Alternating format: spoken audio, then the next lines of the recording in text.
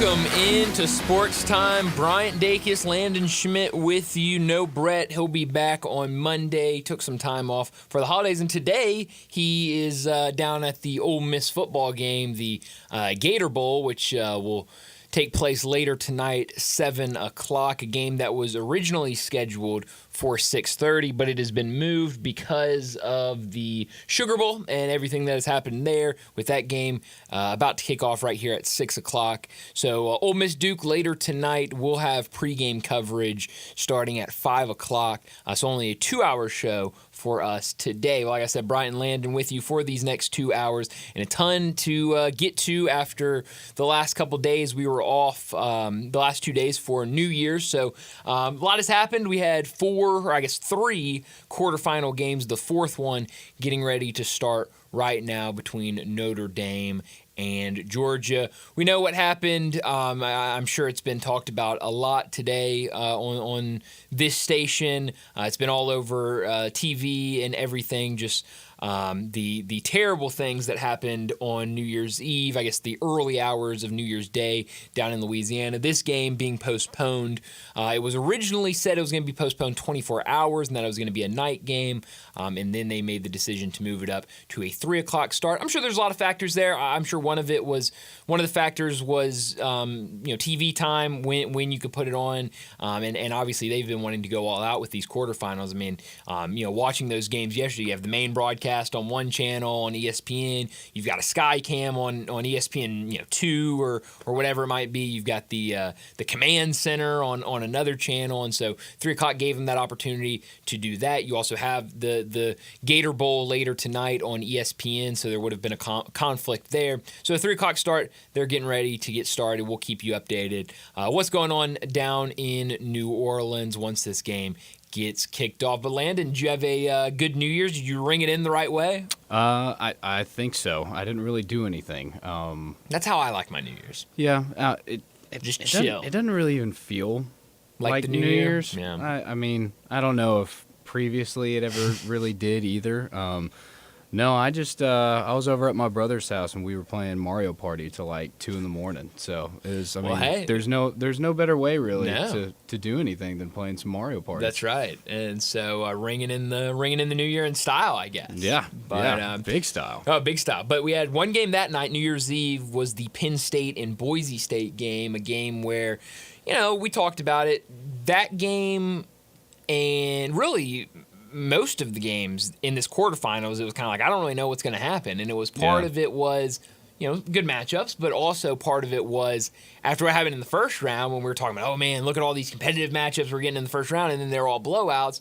It's kind of like, okay, what are we going to get, especially with those first two games with how wide those spreads were. I mean, that Penn State game was 11.5 spread. The Texas game yesterday morning was 13.5, and so you're getting big numbers. And it was mostly all Penn State in that game against Boise State. I thought Boise State had some good moments at times. I thought, sure. Ashton Jeanty, I think, has been getting some heat after that game. But yeah, he got a lot of heat from that game, and I understand some of it, but a lot of people were saying, he had 40-something carries. He averaged about 3 yards a carry, but he still had over 104 yards. But then you go back and you look at the game and how much that dude had to fight just to get those 3 yards. Yeah. I mean, they were stacking the box against and Ashton Jeanty running against a really, really good Penn State defense.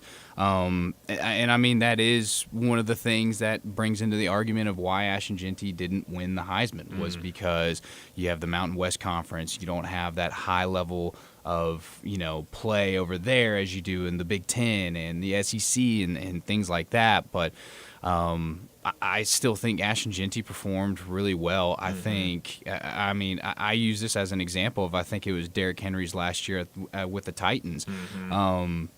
The dude was struggling to get started, and when you don't have an offensive line giving you a push and you got 4 dudes in the backfield as soon as you get the ball handed off, it doesn't matter who you are as a running back, you're not getting anywhere. Yeah. And I think the big story of that game was that Boise State's offensive line finally crumbled and didn't give Ashton Jeanty the space that he was used to getting, but he still fought and rumbled and stumbled and still, I think, played a pretty good game. Yeah, no, you bring up a good point. I was looking while you were talking to find this because I knew I'd seen it yesterday on Twitter, and I had forgotten to save it so that I could have it to bring up today. But our friend Max Chadwick, who unfortunately we haven't talked to in a while, but he covers college football for Pro Football Focus, he tweeted this out. And obviously, Pro Football Focus, they have all of the stats and analytics that can point these things out. This was his tweet yesterday. Ashton Jeanty broke 16 tackles on his 30 carries yesterday. 75 of his rushing yards came after contact. He was not the problem.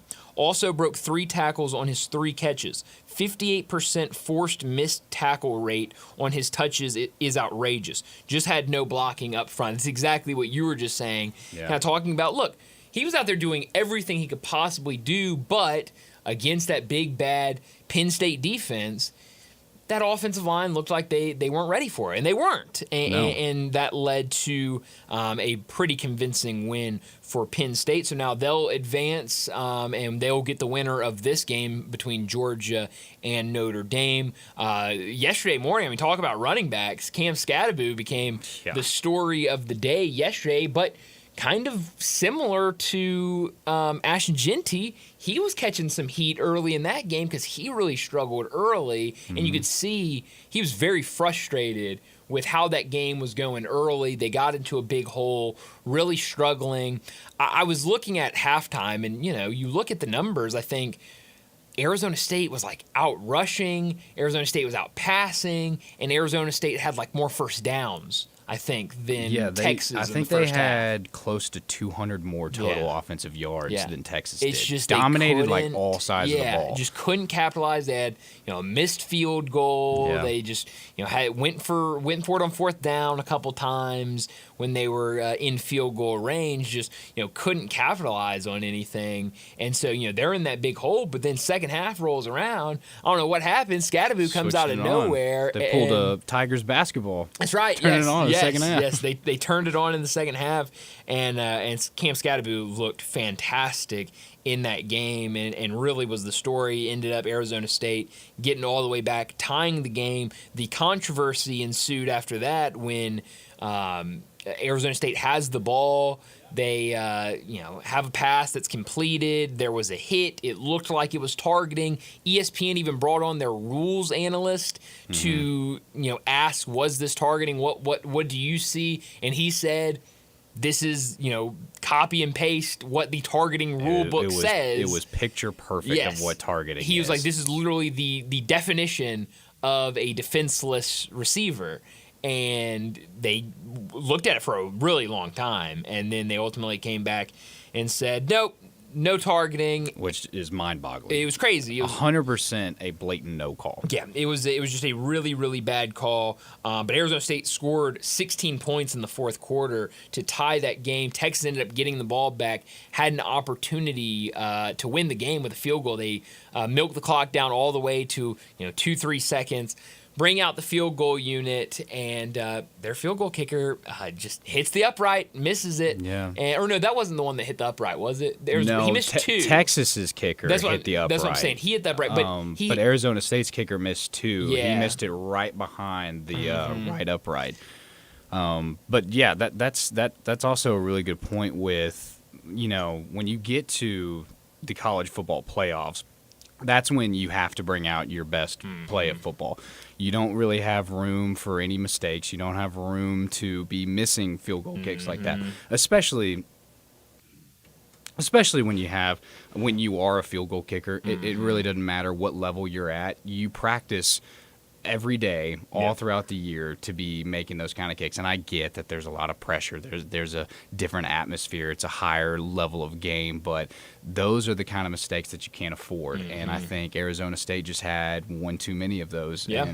But they did put together a really good second half of play. Unfortunately, their first half did not mirror it. I think if Arizona State plays as well in the first half as they do in the second half, I think you're looking at them defeating Texas and moving on, because Texas came came out the gate hot and really didn't look back. Started to slow down, but then, sealed the deal. But I think that too was what caused Boise State to falter the way that they did, was because they needed that perfect play of football that they just did not have. It didn't look like they had their footing really at any point in that game. I mean, even when their receivers were wide open, it almost looked to me like they were running in slow motion. Like they were like, we have the football, but I don't really know what to do with it now. It's just like they didn't seem like the way they did when they were in the Mountain West Conference Championship. They didn't seem like the same team when, they were playing throughout the regular season, or even earlier on in the year when they played Oregon. Yeah.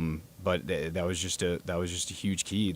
And I mean, it's said all throughout history, when you lose the turnover battle, you're generally going to lose the game. Doesn't say it always happens, because you looked at the Commanders a couple weeks ago, 5 turnovers, somehow still winning that game, which was absolute insanity. But just one too many mistakes for those teams, and ultimately it cost them. Yeah, no, it did. And going back to that Arizona State game, they ultimately lose. But I think, and we'll talk about it, Bill Bender's going to join us in the next segment, but the momentum that they have now, just Kenny Dillingham signed an extension. I believe that was on New Year's Eve when that was announced that he had signed that extension. Then they go out and really fight. I mean, this game had to go to 2 overtimes. Sam Levitt, their quarterback, ended up throwing an interception at the very end of that game. But you were right in there at the end with Texas.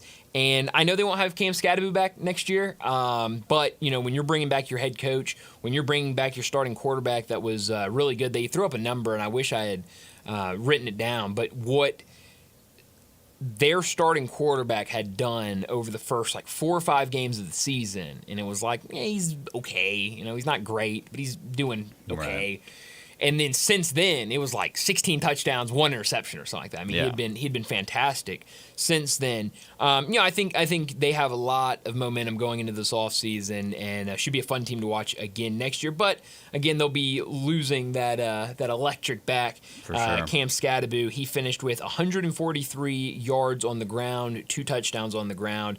He caught 8 passes for 99 yards, and he also threw a touchdown pass, a 42-yard touchdown pass in that game as well. Kenny Dillingham brought out the tricks for that game yesterday, and they worked for him when he pulled them out. On the other side, Quinn Ewers, 322 yards, 3 touchdowns. He did throw 1 interception. Rushing the ball, though, Texas only ran for 53 yards and a touchdown against that Arizona State defense. So that was the best game that we've had of the college football playoff so far was the first game yesterday. And then finally, the last game yesterday. It was supposed to be the middle game, but it became the last game. Man, maybe all Ohio State needed was to get smacked by Michigan. I don't know. That was a huge wake-up call for them, absolutely. But now I think with Ohio State, you're kind of in this pickle where you're coming into the first round of the playoffs and people are like, well, Ohio State, just lost to Michigan. You lose and you fire your coach. Yeah, it's like, what are they really going to do? Tennessee's a good team. And then they come out and play just perfect ball. Best that Ohio State has played all season long. And you're like, okay, that's awesome. But next week they have number 1 Oregon, who they came up short against. So how good are they really going to do? They come out and absolutely dominate on play better.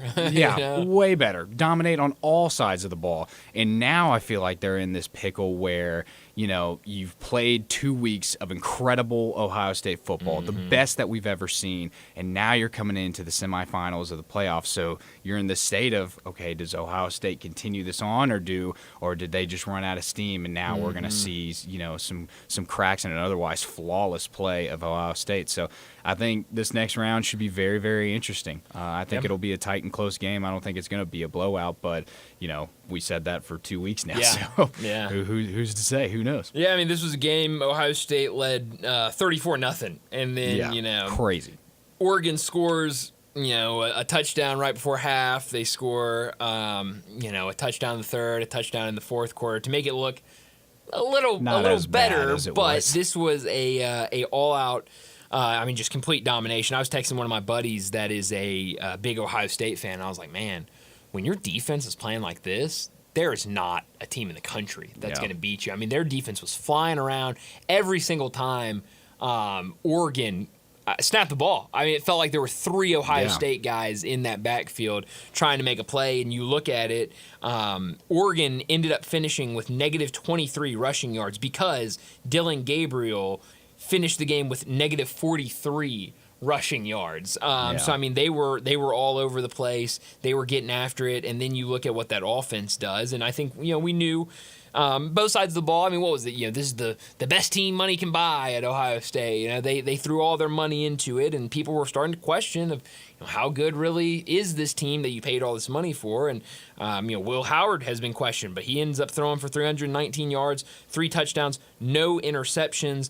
They run for 181 yards, and then Jeremiah Smith, the season he's had as a freshman, 187 yards receiving, 2 touchdowns on 7 receptions. I mean, right now, I am curious. I don't know if the betting lines have been updated because we still have one quarterfinal game being played right now, but Ohio State has to be the favorite right now to win the national championship. After what we've seen in these first 2 games, it feels like they've got to be the clear-cut favorite. I'm trying to see right now if they have anything. It does not look like. Oh, here maybe futures is where I need to go. Yeah, right now Ohio State is the favorite to win the national championship at plus 110 right now. To win the Natty. After that, Texas plus 360, Penn State plus 500, Notre Dame plus 700, and Georgia plus 800. So one of those teams will be eliminated here in a couple of minutes. Quick update on this Georgia Notre Dame game. Notre Dame Georgia got the ball first. Notre Dame almost forced a punt, and then they ended up calling a defensive pass interference. Georgia got the automatic first down. They're going to a timeout right now, but it looks like Georgia is going to punt the ball.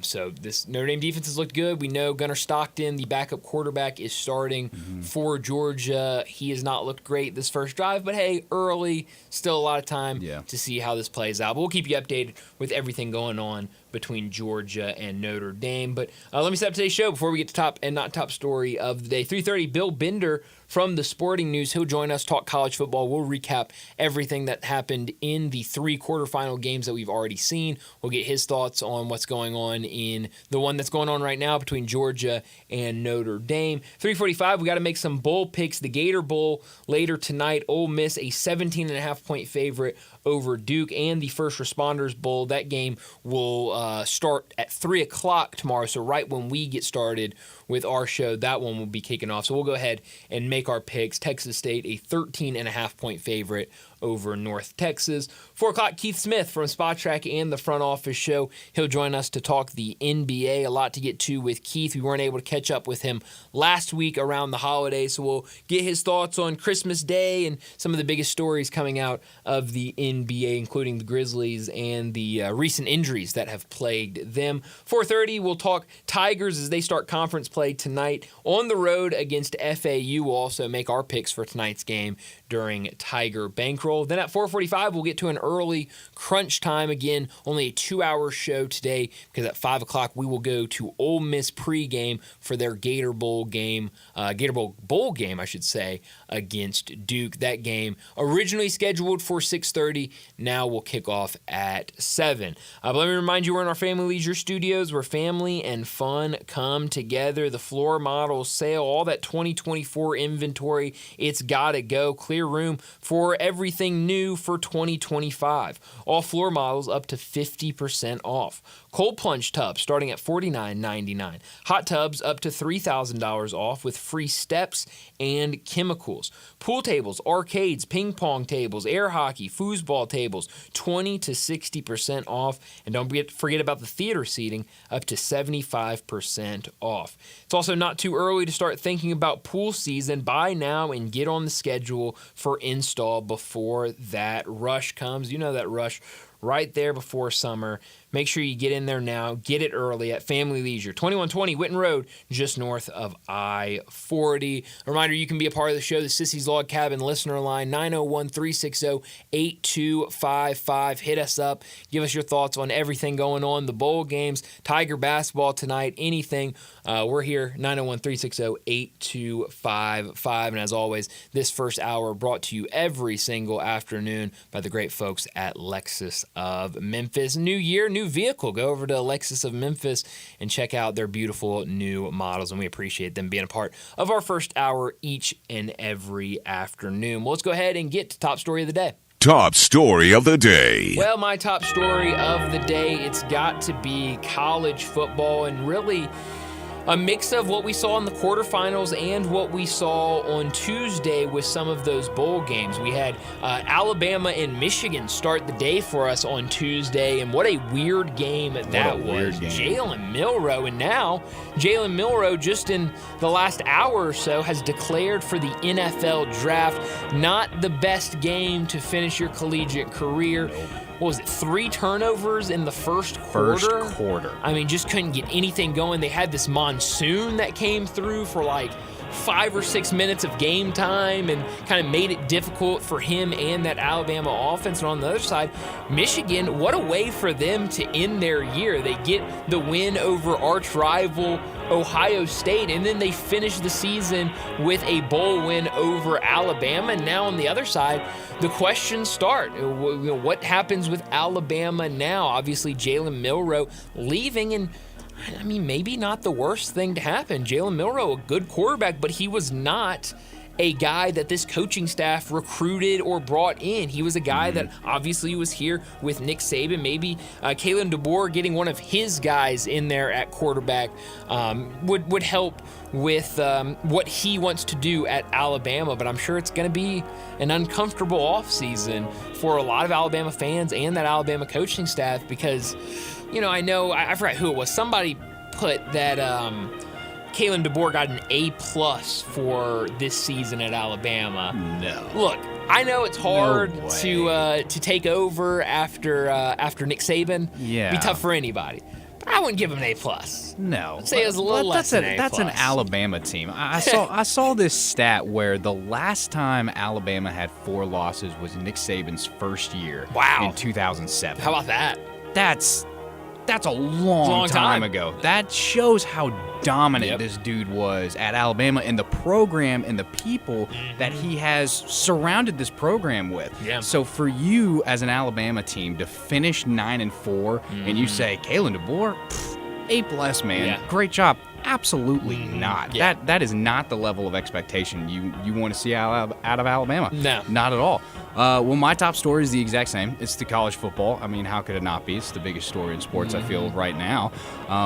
But the biggest stories for me was the college football playoffs. I think you look at all those games and you're starting to see as we move forward and potentially grow into a 16-team playoffs or grow into something different and honing out, because this is the first year that we've had the 12-team playoffs. So there's still a lot of bumps along the road of figuring out what exactly it is you need to do and what's gonna work and what's not. But I think you're starting to see the level of play that needs to be brought for each of these teams. I think you're starting to see how all of this needs to run. But I think the biggest story was Arizona State. I feel a lot of people didn't think they belonged. A lot of people said, yeah, they had a great Big 12 championship game, but come on, giving them the number 4 seed, like what are we doing here? And then they come out and were proving them right in the first quarter, or in the first half. They were not really getting anything going on, but that second half they came out and played near perfection out there.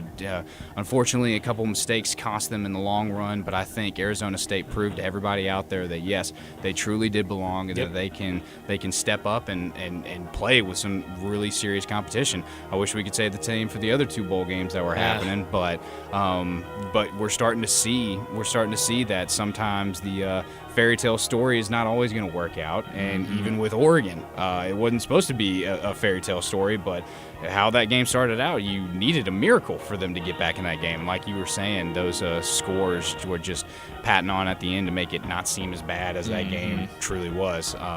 Definitely a great week of college football, but excited to see what it's going to look like in the future. Yeah. Not top story of the day. Well, my not top story of the day, it's Tiger basketball. They start conference play tonight on the road against Florida Atlantic. We'll talk more in detail about that game a little bit later in the show, about 4:30 or so. But, this is it's going to be a road game. They're doing a stripe out for the game tonight at FAU, white and red. So it's going to be a loud environment, and Memphis is going to see a lot of that this year. But what they've done in the non-conference slate of their schedule, they have set themselves up really nicely to see how they can do in conference play. Look, if they go in here and do what they need to do, then they're going to get a pretty high seed come NCAA tournament. But we know what happened last year, and I talked about this earlier with Darian during Willow and Friends. There was no issue. Last year at this time, we were saying the exact same thing. Tigers in a great spot. They just keep doing what they're doing. And, man, number 10 team in the country. And, conference is going to be easy. And then what happened? They really struggled in conference play. They lost some games they shouldn't have lost. And they ended up missing the NCAA tournament. For whatever reason, and maybe I'm going to be wrong. I don't know. I have a different feeling about this year's team. This year's team was put together, and Penny Hardaway even said this. He went about it differently when it came to putting this roster together. I don't think there are very many egos on this team. I think they play very well together, and I think they're going to take every game very seriously. Now, I think you can come back and argue, the last time they played a team that they were quote-unquote the better team and should have won was when they were 13-point favorite over Arkansas State. And they came out and looked like they didn't really care to be there. They were going through the motions, and they ended up losing that game by 13 points.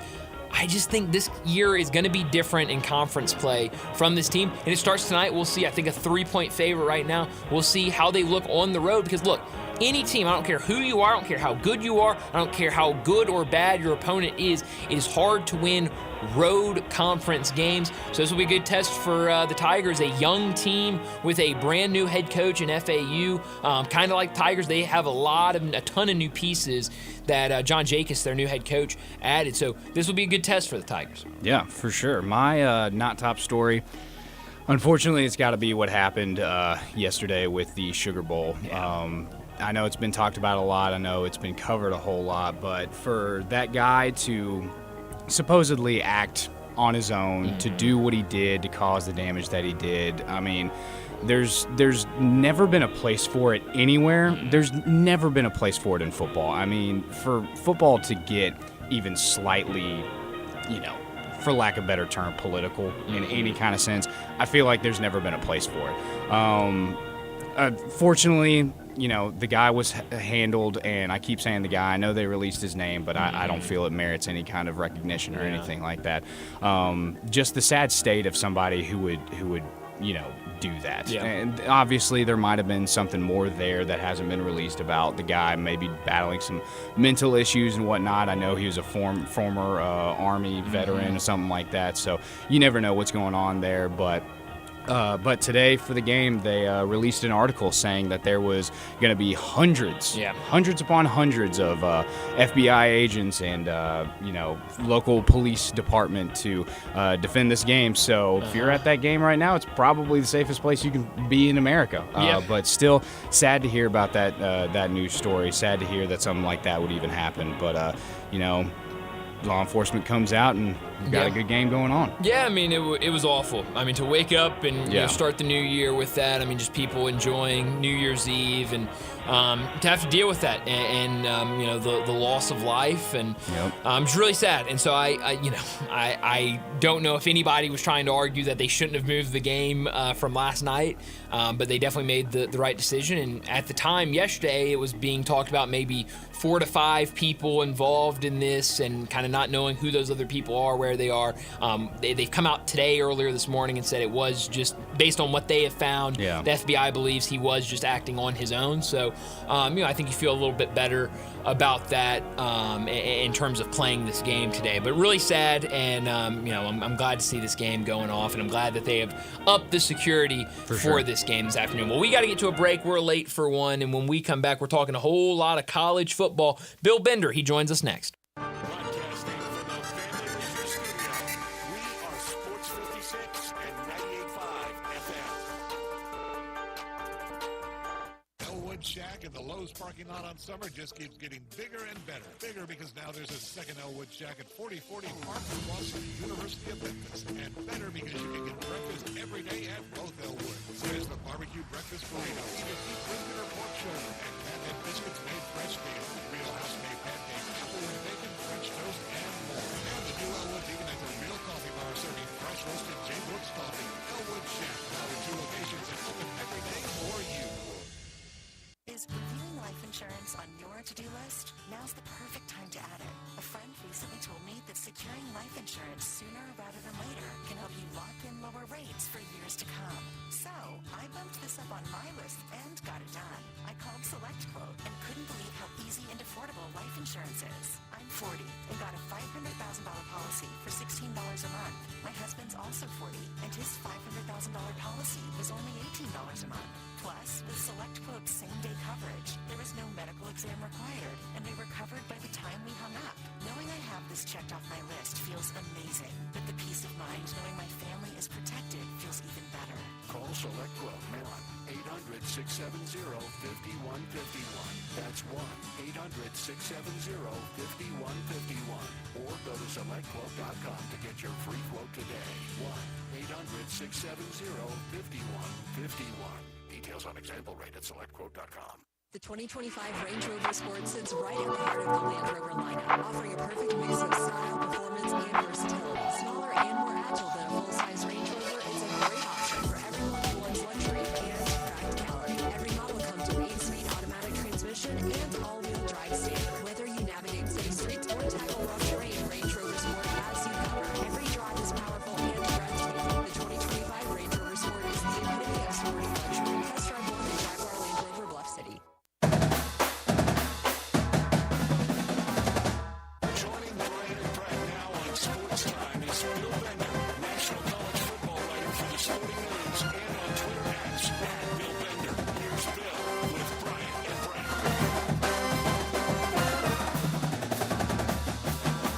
Welcome back into Sports Time. Bryant and Landon with you, and joining us now to talk some college football. Bill Bender from the Sporting News joins us. Bill, thanks so much for joining us. A lot to get into. Obviously, one quarterfinal game going on right now between Notre Dame and Georgia after the tragic events that happened, yesterday morning that forced this game into today. What have you seen so far in this game, and what do you expect to see over these next 3 quarters between Georgia and Notre Dame? Defense. Yeah. You're going to see a lot of defense.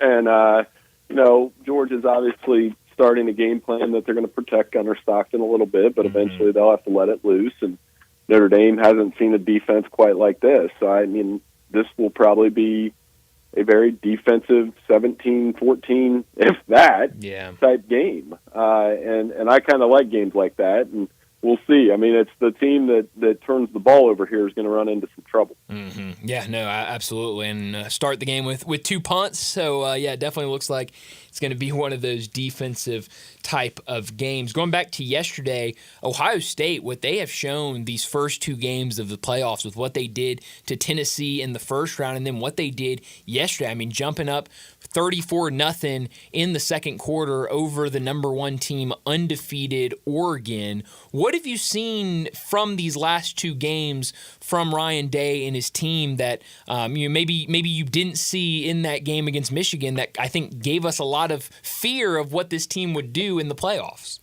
Well, I think we talked about it on here. The whole worst thing that could happen to you happened, and you're still alive. And so they're just letting it loose and cutting it loose and playing really well, especially in the first quarter. Man. I mean, let's be honest, Bryant, the the Rose Bowl was over after one quarter. Yes. And I wouldn't have predicted that. They ran right through a very good Oregon team. Jeremiah Smith is unstoppable. Will Howard's playing amazing.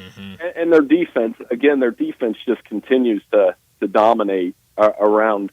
You know, they had 8 sacks yesterday. They really made Oregon look bad, and I'm starting to wonder if that long break didn't hurt Oregon. You know, they hadn't played a football game since December 7th. One critique I have is this college football playoff calendar might be a little too long.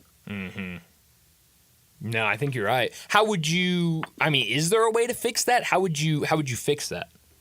I mean, it's easy to me, but they won't do it this way. You eliminate conference championship games. If you want to extend to 14 or 16, whatever, that's fine.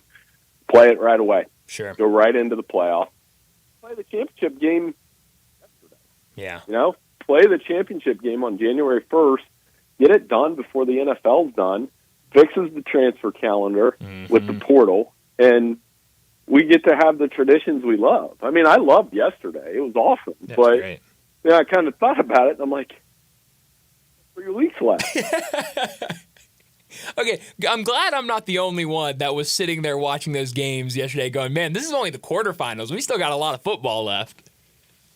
Yeah, and the bowl season has been fun. Yeah. And, but like I said, for Oregon, you haven't played since December 7th. That can be hard. Ohio State, I think there was a little bit of an advantage to play. Now, if you're Georgia, they'd probably say it the other way. They've had a couple weeks to plan around to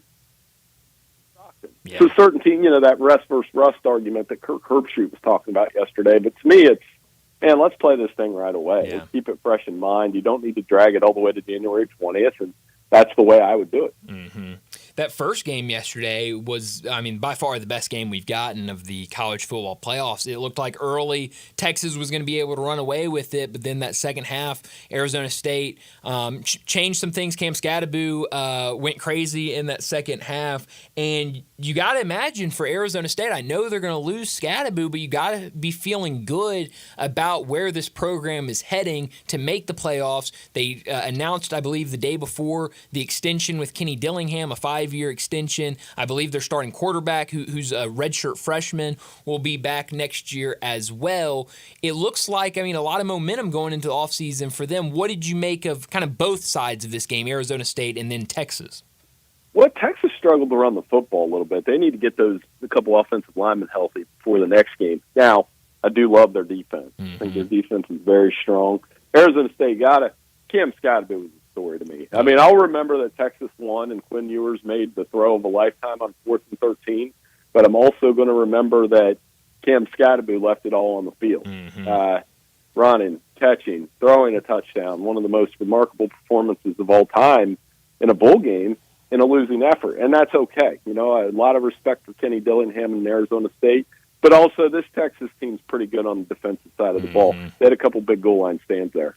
Yeah, no, they absolutely did. The last quarterfinal game I want to get to real quick, that Penn State-Boise State game on New Year's Eve. Penn State defensively looked really good against Ashton Jeanty. He kind of struggled at times to really get going. What did you make of Penn State's win? Business-like. I'm impressed with their offensive line and ability to run the football. We would pounce on James Franklin had they lost, so you got to give them credit that they won. And I think James Franklin's doing a nice job. They're going to be really interesting depending on who wins this game, because I think not many people are going to give Penn State a chance to win that one.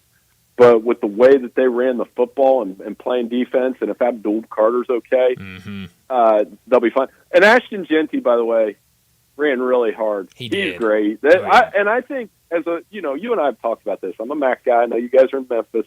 That game showed me the group of 5 belong. Yeah. I like that. I remember I was telling you maybe they should do their own national. Now, I'll take 5 fan base will tell you if you're down 7 or 10, kicking the field goals, first play of the fourth quarter, you're going to take it every time. And I would take it as well. Yeah. No, I'm with you. I mean, we were talking about it at the start of the show that, we kind of hate how much heat that Ashton Jeanty has kind of been getting since that game. And, you talk about how hard he's running. I saw a stat out there, I think from Pro Football Focus, about like 78 of his rushing yards came after contact. I mean, he was just running as hard as he possibly could. It was just, you mentioned it. I mean, that defense for Penn State, they were just a little too much for Boise State's offensive line to handle. Last thing for you, Bill. I know you got to get back to this Georgia Penn State or Georgia Notre Dame game. Alabama, they take a loss to Michigan in their bowl game. It was a weird game, 3 turnovers in the first quarter for Alabama, and now Jalen Milroe has announced that he is going to enter the NFL draft. What did you make of Alabama's final performance of the season, and what do you want to see from Alabama this offseason? I think it's more about Michigan, honestly. Yeah. Michigan played well. They sure did. Michigan showed some pieces. They had some guys missing that, hey, Sharon might have that. It's 2 guys in their first year, and what different trajectories. I mean, Michigan probably feels really good about where they're at, whereas Alabama, they're going to figure some things out. I mean, Jalen Milroe I thought he was the best point player in the country this year. And it's ironic. I'm watching Georgia. It was probably right after that game. The fumble on the field there with Notre Dame, wow. And then, with Jalen Milroe in Alabama, where they go from here? Kalen DeBoer, I mean, this is that first year, so I'm not going to be too harsh on him, but sure. When you lose to LSU, you lose to Tennessee, you lose to Vanderbilt, you lose some of those games, you lose 4 games at Alabama, you're going to feel a lot more pressure going into next year. Yep. Yeah, you absolutely are. So, I mean, definitely a big offseason for Alabama. Well, Bill, thank you so much for hopping on with us. We'll let you get back to this game. You just mentioned Notre Dame just getting the ball back on that fumble. So this definitely looks like it's going to be a good, fun, hard defensive game. Bill, enjoy the weekend, and we'll talk to you again next week. Yeah, my play-by-play career probably needs a little bit more work. But thanks for having me on. I'll talk to you guys next week. Thanks, Bill. Bill Bender from the Sporting News.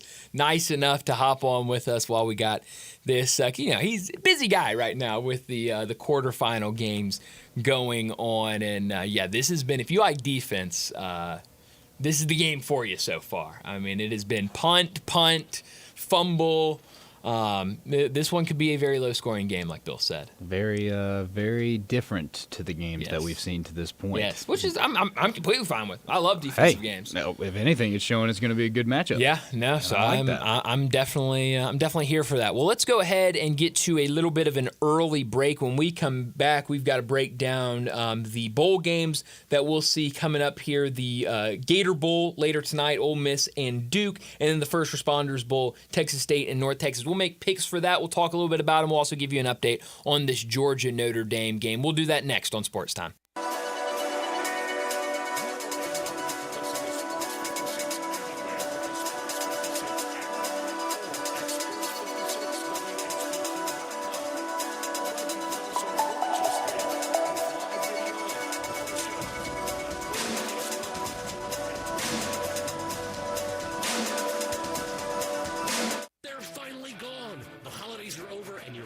have finally gone back to where they live, and you're free to live the way you want to live. Visiting Bell Tavern, Memphis' perfect downtown neighborhood bar, as often as possible. We both know that during the holidays, you hauled your out-of-towners to Bell Tavern, and they had a great time. Couldn't stop talking about Bell Tavern. But now, you can be at Bell Tavern without having to tiptoe around politics, because no one at Bell Tavern has any interest in talking about politics.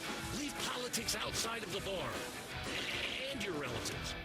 If you have unfiled taxes or are in debt to the IRS, this is important news. Did you know the IRS has programs specifically designed to help people struggling with tax debt? Powerful tax assistance programs that can save you thousands if you qualify. No one knows these programs better than the experts at Optima Tax Relief, America's most trusted tax resolution firm, A-rated by the Better Business Bureau. Their award-winning team of tax attorneys and licensed professionals have resolved over $1 billion of tax debt for their clients, One call to Optima can start the process, helping to end your worries about wage garnishment, asset seizure, and other IRS actions. Make sure you're getting the best options to solve your tax problems. Call the experts at Optima today for a free confidential consultation. Call 800-357-6499. 800-357-6499. 800-357-6499. Optima Tax Relief. Some restrictions apply. For complete details, please visit OptimaTaxRelief.com. Tiger fans, don't miss the action when the Memphis men's basketball team welcomes North Texas to FedEx Forum Sunday, January 5th. The Tigers will tip off their American Conference home opener against the Mean Green at 4 o'clock. It's time to stand up, Memphis, and support your Tigers at FedEx Forum in a big-time matchup you do not want to miss. Memphis and North Texas at FedEx Forum Sunday, January 5th. Get your tickets now at GoTigersGo.com. Now back to Sports Time. Sports University. This hour is brought to you by Lexus Sports. Here are your hosts, Sports Movie, Brian Davis.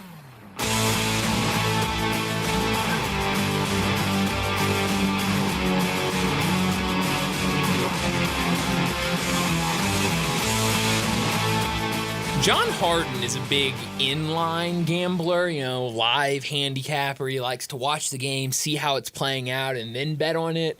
And so I was curious. I wonder what the line is with how, back and forth this game has been. And I mean, we're about a minute 15 left in the first quarter and all zeros and neither team really moving the ball much. It's been a lot of punts. And then we had that one turnover by Georgia. So I was wondering what the line is. The exact same. I don't know what the total was before the game started. I'm sure that's plummeted. But in terms of Notre Dame still just being a 1-point favorite in this game right now, it's the exact same. Why would it change? Still 0-0, and both teams coming up with stops. I've learned I am not a good live bettor. I'm a fine pregame bettor. Like, I can sit there and be like, yeah, I think this team's going to win. I think they're going to cover. And I'll bet it'll be fine. If I start getting during the game and I'm like, oh, yeah, this team could win, then maybe this team could win. No, I'm terrible. I'm not a huge gambler at all. Yeah. So I just like hearing you guys. I like hearing y'all's picks. I'm not a huge gambler. Now, people will tell me that's a lie, that I'm lying. But I keep it within my means. That's all. That's what it's all about. Right. Yeah, keep it within your means. You got to know your limit. You got to know how much money you're willing to risk. Mm-hmm. And then you go from there. And I'm very, very confident that I'm knowing what I'm doing at all times. I mean, I get that it adds that extra layer of, like, ooh, this is exciting because now I have money on this game, so I really need it to play out a certain way. I've never gotten to that point where it's just like I need money on this game to enjoy it. I just enjoy sports as is. I agree. And that's the thing. Like, there are some people I know that they have to bet on every game. Right. To watch. Like, if they're watching a game, they're like, what are we betting on for this game? I'm like, dude, hey, calm down. Yeah. We're not betting on this game. Like, there's not like this game, this Georgia Notre Dame game, I have no idea what to do with it. Yeah. I don't have any money on it. I don't have any bet on it. I'm just enjoying the game. Right. And especially like what you were mentioning with John Harden and live watching and live betting, I'm just like, I can't do that. What are you doing with this game? I just want to sit there and enjoy it. I mean, maybe there have been times, especially like college basketball games, where I'm watching a game, I see how it's playing out, I'm like, this team's going to catch fire here soon, and they're going to go on a run. But that's very rare. Mm-hmm. Usually I'm just watching the game, enjoying it. I might have money on it beforehand. I might not. I don't need money on it to enjoy the game. Sometimes it's just nice. If I see an edge there, nice jumping on it. But yeah, I'm not one of those people that are like, I've got to have money on it to watch a game. Right. I bring all of that up because we have to make picks for the two college football games. We do enjoy doing that, but we don't have any money on that. So it's a little different. We've got two games that we have to make picks for. One that is tonight. The other is tomorrow, but it's starting at 3 o'clock, right when our show is starting. So we're going to go ahead and get it out of the way. We'll start in Jacksonville, Florida tonight, the Tax Slayer Gator Bowl. It is the game that Brett Norsworthy is at. You'll hear him here in a little more than an hour when their pregame starts. 5 o'clock, Ole Miss and Duke. Right now, Ole Miss, a 17-point favorite. We always add the hook, so we are playing off of 17.5. A giant number, but when you look at it, this is a Ole Miss team that pretty much all their guys have stayed and are playing. And on the other side, Duke has been hit with the transfer portal. They've been hit with opt-outs. So two very different teams that we'll see on the floor or on the field today. So I will go ahead with my pick, and I am going to go with – I'm going to take Ole Miss in this one. I'm going to take them minus the 17.5, and I think it just goes back to it. I know Duke's starting quarterback is out tonight. He has already entered the transfer portal, and I believe committed to Oregon State. And then I want to say their backup quarterback is also in the transfer portal. So I know we're seeing a backup. We might be seeing a third-string quarterback. Yeah. Don't quote me on that, but I do think there is something to that. Connor, he is also going to take Ole Miss minus that 17.5. Probably this exact same reason of just, look, it's their whole team is there, and on the other side, you don't have that with Duke. I know you're not. We're not keeping track of your picks. I don't know why I remind you every single time. Hey, it's good to be reminded that I'm not there yet. Who do you have in this game tonight? I'm going to side with Ole Miss as well. I mean, when you got a high caliber SEC team that's still at full strength, hasn't really been impacted that much by the transfer portal. You've got your starting quarterback and a stud like Jackson Dart. I mean, it seems like a no-brainer. Then again, this is college football, so there's no telling what could happen. But you got to like the chances that Ole Miss has when you've got a lot of your starters still in for this game and looking to do well against Duke. Yeah, and I think Lane Kiffin is a really good coach, and I think he finds ways to get his team up for games, and it feels like, and maybe not even him, maybe more of those players is what I'm getting the vibe from more of, because it just feels like those guys, they all made that decision after their bowl game last year and into the offseason. Hey, we're going to run this back, and we're going to try to make that push to the college football playoffs. They didn't do it. They were just short. They don't make college football playoffs, but I think for all of them to say, hey, we're still going to play in this bowl game, I think they're going to want to go out there and have that memory of, hey, we got a massive win in our final college football game against Duke. So I think they're going to win big tonight. Darian's going to take Duke plus the 17.5 in this game. That makes things interesting because Darian kind of has a way of knowing things that we don't. Does he? Well, I'm basing this off of the fact that 1 week his shock was the Titans over the Texans, and then the Titans ended up beating the Texans that week. So now you're like, he knows everything. I just think he has that sixth sense about maybe there's an upset on the horizon. I don't know. That's great. I don't know. That's great. And then Brett is going to take Ole Miss as well, minus 17.5. The second game we have to get to, I mentioned it, we've got to get to the First Responders Bowl. Texas State, a 13.5-point favorite over North Texas. This is the game tomorrow afternoon. It's going to start at 3 o'clock on ESPN, and so we'll go ahead and make that pick right now. I'm going to take North Texas in this game, plus the 13.5. I know Texas State has some good players on their team as well, but I just think this North Texas offense has been really, really good this season. I'll be completely honest, I don't really know where they're at with transfer portals, opt-outs, who's playing, who's not playing. I didn't think they had a lot, if I remember correctly from when I counted them all up. I want to say the starting quarterback's out, though, so that's kind of a big one. Yeah, I think so. But I could be wrong. I just know his... Is Chandler Morris the starter? Yeah. It looks like he's still in. Oh, good. Well, then that's great. That just adds on to solidifying your pick. Even more, I'm in. So I'll take North Texas plus the 13.5 in that game. Connor is going to take Texas State minus 13.5. Darian is going to take Texas State minus 13.5. And Brett is going to take Texas State minus 13.5. What says you, Landon? I'm also going to take Texas State. local legend around here, Lincoln Pear. That's right. He's on that team. He is. So I kind of have some personal bias there because I want to see that dude do well in a bowl game. But also, I caught glimpses of a few Texas State games this year, and they're a solid team. They're a good team. They're They're a really a good solid team. They do what needs to be done. Unfortunately, came up short 5 times this year, but that happens in the world of college football. But I expect a good game from Texas State tonight. I don't think they're going to back down. Yes, North Texas having a majority of their starters is always beneficial, but I think it'll be a good game. This is one of those weird games where I made my pick. I decided I was like, I'm going to take North Texas. I wrote it down. And then every time I look back at it, I was like, why am I picking North Texas again? I really don't know. And I think it all comes down to when you're in bowl season, there are a lot of just close games that don't really make any sense.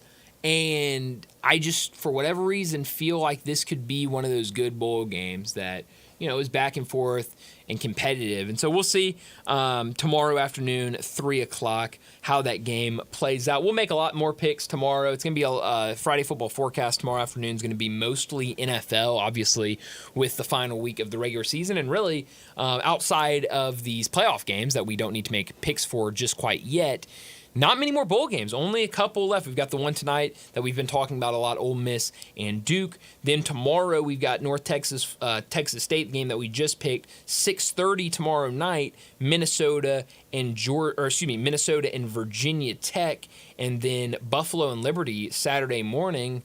And after that, it's just college football playoffs the rest of the week. So bowl season winding down. Hopefully these last 4 bowl games, hopefully they are great ones, because bowl season has been, and I know the playoffs have kind of overshadowed it a little bit because of how big it is first year and everything going on. Bowl season has been fantastic this year. Bowl season has been great. You look at all the scores to the bowl games, and even we were mentioning it with Alabama and Michigan. Yeah, Alabama lost, but it's still a close game. It wasn't a blowout. The only blowouts we've experienced in these bowl games have been in the college football playoffs. Yeah. Other than that, all of these outside of playoff bowl games have been really tight. We mentioned a few weeks ago, we've had 3 go into multiple overtimes already, and every single other bowl game has been really, really close. Like 1-score games, even lesser than that. So I expect these bowl games to continue to live up to the hype that bowl season has been. Yeah, I do too. We were talking a little bit about the bowl games from Tuesday earlier. Did you see Brett Bielema causing some, I don't even know what to call it. I mean, Shane Beamer and him were kind of going at it late in that game. I did not on catch Tuesday. this. You didn't. So a Illinois player went down with an injury. Oh, yes. And he went over to check on his guy. And when he was walking back towards the sidelines, he makes you can see he's talking towards the South Carolina side. He throws up the substitution sign as a referee, like a referee would, and then is walking off, and Shane Beamer sprints in and is yelling at him, going at him. And so both sides, you know how it is. It's almost like a baseball game where both teams kind of clear the benches. And so it's fun. You don't usually see in the middle of a game. You see after game coaches kind of going after each other. You don't see it during a game. And we kind of got that on Tuesday. So that was fun. Add a little bit of... you're just showing the passion. Yeah. That's what you're doing. Add a little bit more to bowl season. So, no, it's been a lot of fun, and hopefully we get some more fun bowl games. And we'll see what happens in this game. An update, Notre Dame and Georgia still scoreless, 12:39 left in the second quarter. Georgia has the ball, and they are moving it well. There's been a lot of flags early in this game, and a lot of them, I don't have the exact number in front of me, a lot of them have been on Notre Dame, but it looks like Georgia, they're driving. It looks like just about in the red zone, and so we'll see if they're able to punch it in here. But we'll keep you updated on everything going on in the Sugar Bowl this afternoon. But we need to get to a break and wrap up this first hour. And when we come back, we're switching gears, talking the NBA. Keith Smith from Spa Track and the Front Office Show, he joins us next.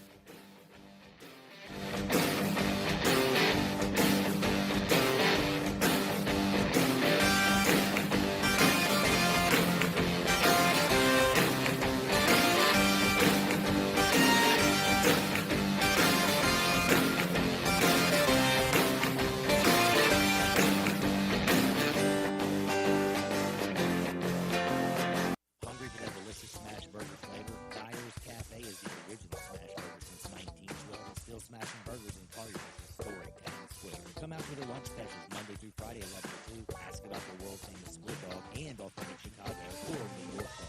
Try the leaner side of Dyers with a grilled chicken sandwich or freshly made salad. Also serving lakes, Delta-raised catfish, Pasquale's tamales, and a customer favorite hand-breaded onion ring. Dyers, serving world famous burgers, balls, and shakes. Call your local store in Town Square. Something amazing is happening in workplaces everywhere. Devices are learning how people work and adapting to help them get more done. That's because CDW is modernizing experiences with Dell's intelligent portfolio of devices. Thanks to built-in security and AI capabilities, your teams can work smarter wherever they may be. Dell and CDW. Make amazing happen. Learn more at cdw.com/Dell. Elwood Shack in the Lowe's parking lot on summer just keeps getting bigger and better. Bigger because now there's a second Elwood Shack at 4040 Park across from the University of Memphis. And better because you can get breakfast every day at both Elwood. There's the barbecue breakfast burrito, even beef brisket or pork shoulder, and pancake biscuits made fresh daily. Real house-made pancakes, apple and bacon, French toast, and more. And the new Elwood even has a real coffee bar serving fresh roasted J. Brooks coffee. Elwood Shack, now with 2 locations and open every day for you. Afternoon, it's cranking up pretty good now on 24 up through the Ridgecott. It's already heavier than it was. 153 back across the dam in Hickson area, southbound 153 over here at Lee Highway has picked up. It's already short stopping of delays there at Dalton Pike at APD 40 in the Cleveland-Bradley County area. Rick's Lock and Key, Chattanooga's leading locksmith since 1973. If you need them, call them at 892-1700. I'm Commander Chuck with your on-time traffic.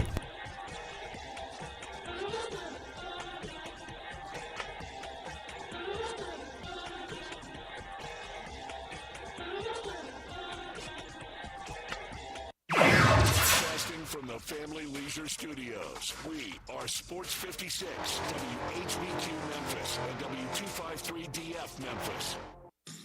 Time to talk NBA with Keith Smith from Spot Rack and the Front Office Show, and on Twitter X at Keith Smith NBA. Here's Keith Smith talking basketball with Bryant and Brett.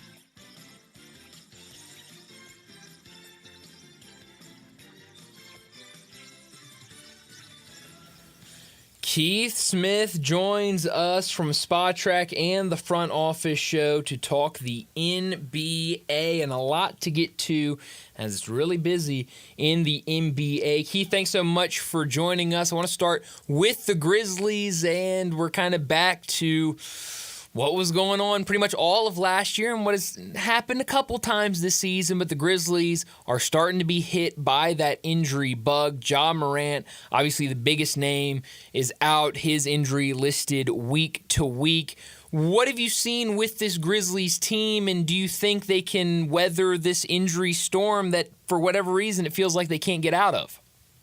Yeah, it felt like we had, about a game and a half where they were mostly healthy, and it was pretty fun. They looked pretty good in that game and a half. Yeah, I don't know how to explain, at all what's going on there other than it feels like there's did someone in Vancouver curse this team when they moved? Because I really don't know how to explain it other than that. But here's the good news. They're deep, right? They have a lot of guys who can play, and that's going to help them. This is not last year where it is, we're down 8, legit NBA guys, and we're using a bunch of G League call-ups. Right. The G League call-ups, they did it right last year, right? They basically said, all right, this season's shot.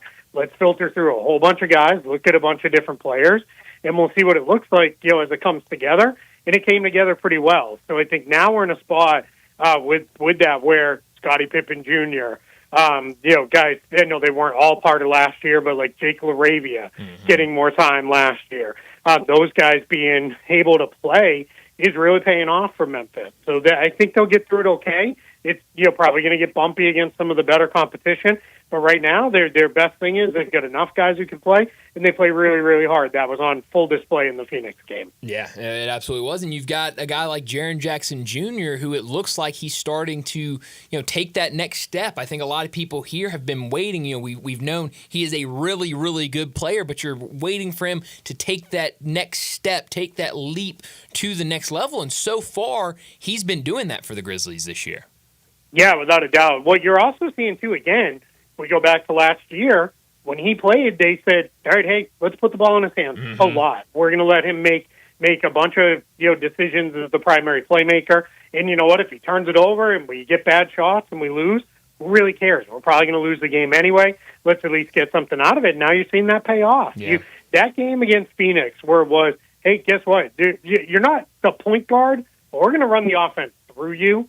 That was huge, and he was terrific in that game, not only getting himself shots, but setting up other guys. And then that you add that to his always, excellent defense, which I saw he was, honored with Defensive Player of the Month, I believe it was, just earlier today for the Western Conference, which was very well earned. Yeah, I mean, terrific player. There's, but no doubt in my mind he should be an all-star. I think we're knocking on all-NBA level, discussion here and those kind of things, with Jaren Jackson Jr. That's a big part of why, Memphis, again, despite the injuries, they're just kind of plugging along and staying right there near the top of the West. Yeah, they absolutely are. There was a lot of talk here. I guess there has been a lot of talk of what this team will do around trade deadline. Will they make any moves, and what kind of moves will they make? And a name that was out there was Dorian Finney-Smith, and it felt like Sunday morning the Grizzlies had the best offer. It looked like it was going to happen. Dorian Finney-Smith was going to be a Grizzly, and at the last second the Lakers swoop in. They offer a better deal to the Nets for Dorian Finney-Smith. What did you make of that trade and the big piece of that, moving him to L.A. and moving D'Lo to the Nets? And it sounds like he is going to get maybe bought out of that contract. Yeah, to that last part, I wouldn't count on that. Okay. With the buyout market now, what happens is under this new CBA, if you're over the apron, which most of the contending teams are, you can't sign a player who gets bought out that made more than the non-taxpayer mid-level on their previous contract. So a guy like D'Angelo Russell, who makes $18 million, he wouldn't be able to sign with like Miami or Golden State or the Timberwolves or the Celtics, any of those teams, because those teams are all have apron issues. So he wouldn't be able to go there. So that tells me, I don't know how much he's going to want to give up to go sign with, no offense, but like the Houston Rockets, for example, and, just be a part of things. I think he'd rather stay where he is in Brooklyn, rehab his value, let them keep his bird rights, and see what they can figure out. Now, as far as the trade goes, I thought the Lakers made a smart move for themselves. Dorian Finney-Smith, people still remember him from, his Dallas days when he was, like a 3-4 who could defend some of the twos in the league and stuff. Now he's much more of a 4-5, but I think for the Lakers that fits better anyway. They don't have a ton of depth behind Anthony Davis, and I think he's going to give them a guy who can step in and really play. He's a good off-ball guy, good defensive player, so, really solid fit for them. And then the Grizzlies part of it, yeah, I was in the same boat. I was talking to people in the league that were like, yeah, that's basically done. They're just, kind of, trying to, finish things out.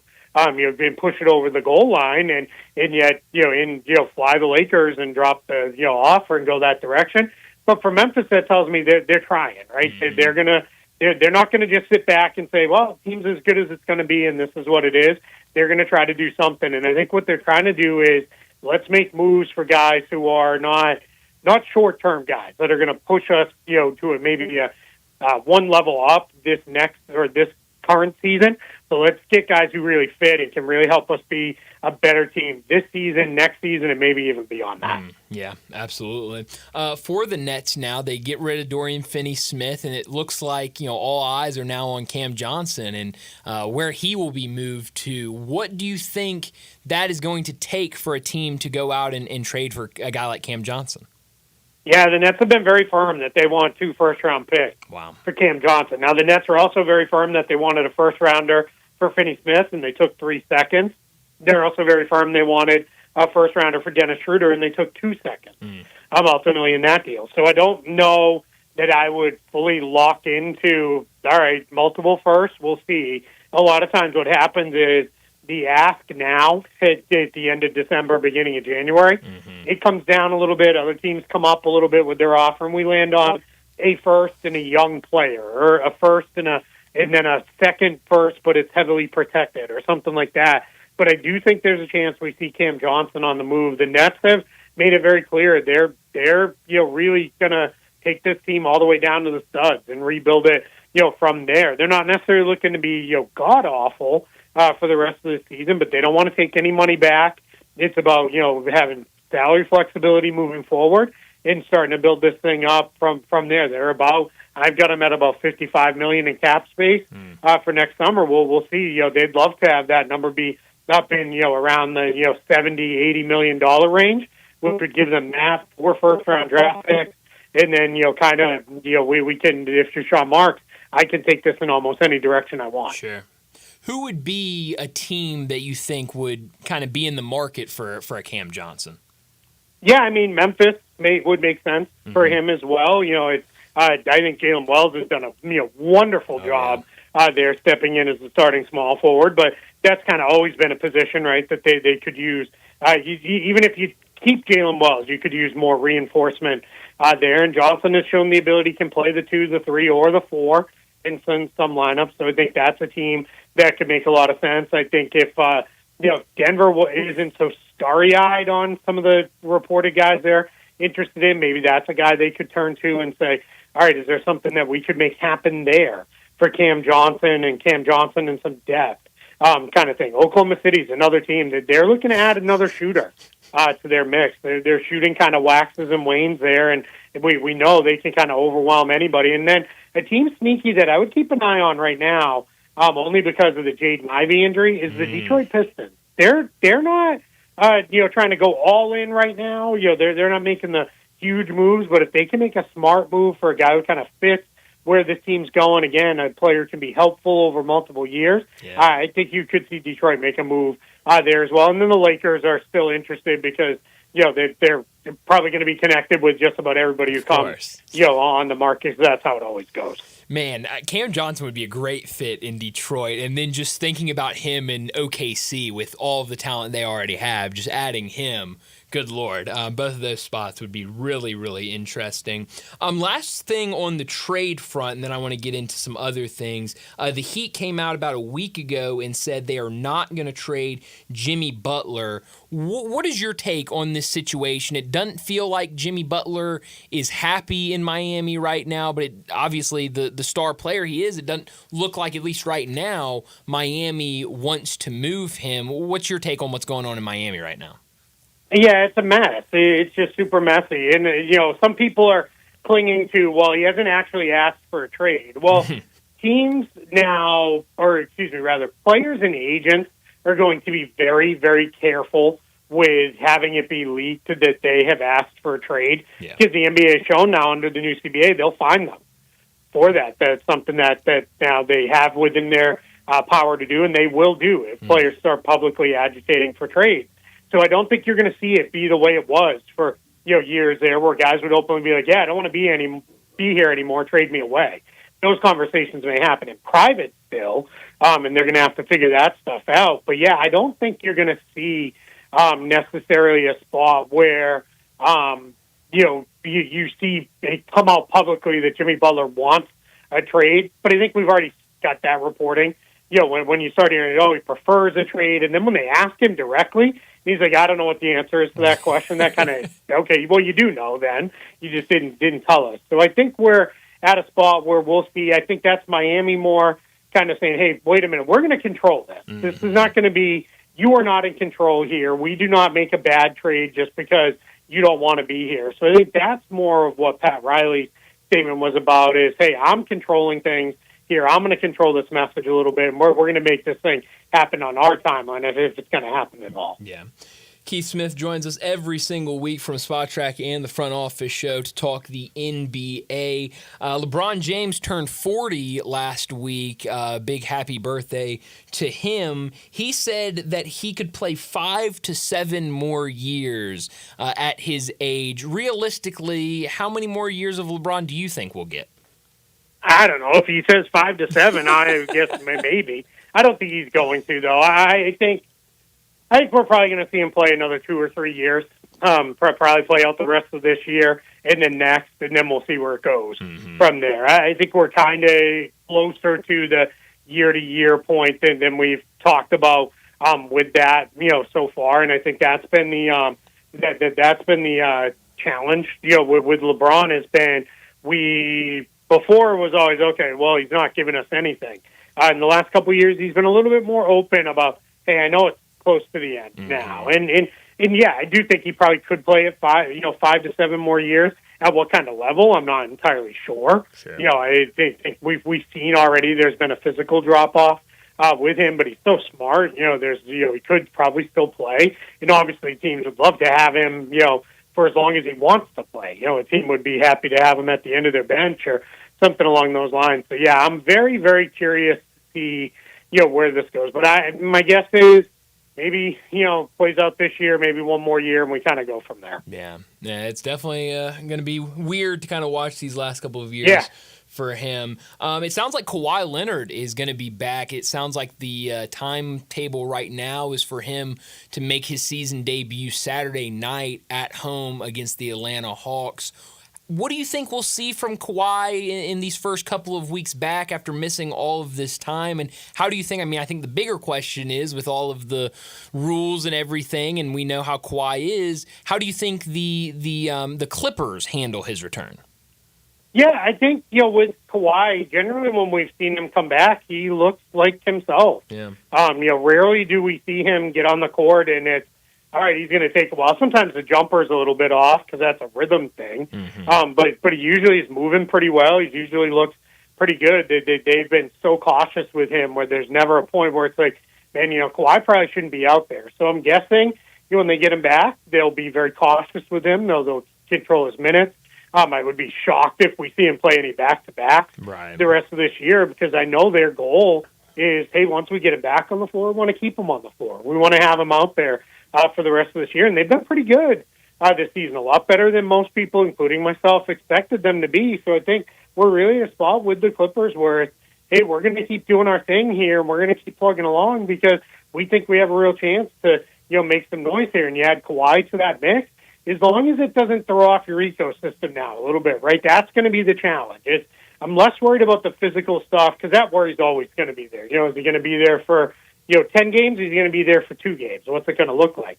But when you actually start talking about the basketball, they found a lot of stuff that works with it being, a very James Harden-driven offense, Norman Powell. So you got to make sure that not everybody is feeding too much and that you kind of upset your ecosystem a little bit there. That's going to be something to keep an eye on. Yeah, they've been a really fun team to watch. I know when they came here, what was that, last week, I guess, early last week, and played the Grizzlies, and everyone was saying, watching that game, this feels like a playoff-style game that you don't really see much of during the regular season. Another California team, the Sacramento Kings, made a change. They decided to fire Mike Brown. What has happened in Sacramento to go from, just 2 years ago, he won Coach of the Year, and then it felt like and then even into last year, we were talking about this young, fun Sacramento team could be, the next team to look out for in the Western Conference, and now he's out, and this Sacramento team looks like a complete mess right now, 4 games under 500.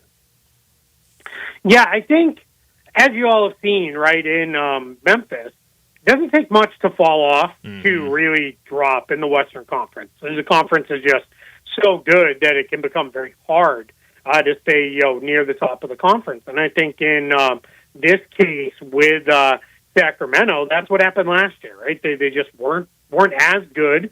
Other teams got better, and they slipped. And then this year, they really tried with the DeMar DeRozan signing. But that's sometimes where, again, I always say this, the NBA is not about just collecting talent. It's about collecting talent that fits together, and that's not a great fit there. Now, I think Doug Christie in the last couple games has done a nice job basically saying, hey, we're going to stagger lineups quite a bit, so we're going to have Fox Sabonis lineups, and then we're going to have DeRozan lineups, and that's going to be how everybody gets their space and gets their time with the ball and time to explore. But, yeah, we're in a spot with the Kings where it's just kind of all gone sideways, and then what now all this Aaron Fox reporting and everything else that's around it, you really start to worry, all right, are we getting into a place where it's going to be, all right, are we getting the Kings where they're going back to being the Kings again, right? And they're going to start moving guys and making trades and everything's going to fall apart. Oh man, it's quick. I mean, you always talk about it, how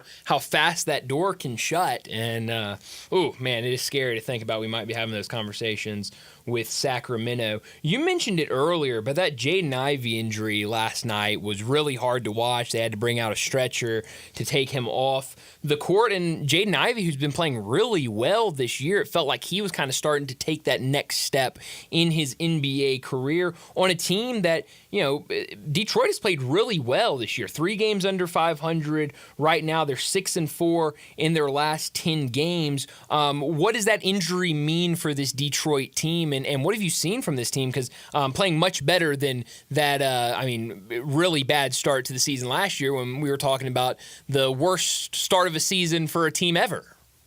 Yeah, and setting consecutive loss records and everything else. Yeah, it's they everything they do just makes a lot more sense this year. The roster makes more sense. The lineups, the things they try to do on offense and defense, all that stuff just is better, and that's been really good to see with the Pistons, and their guys are improving. It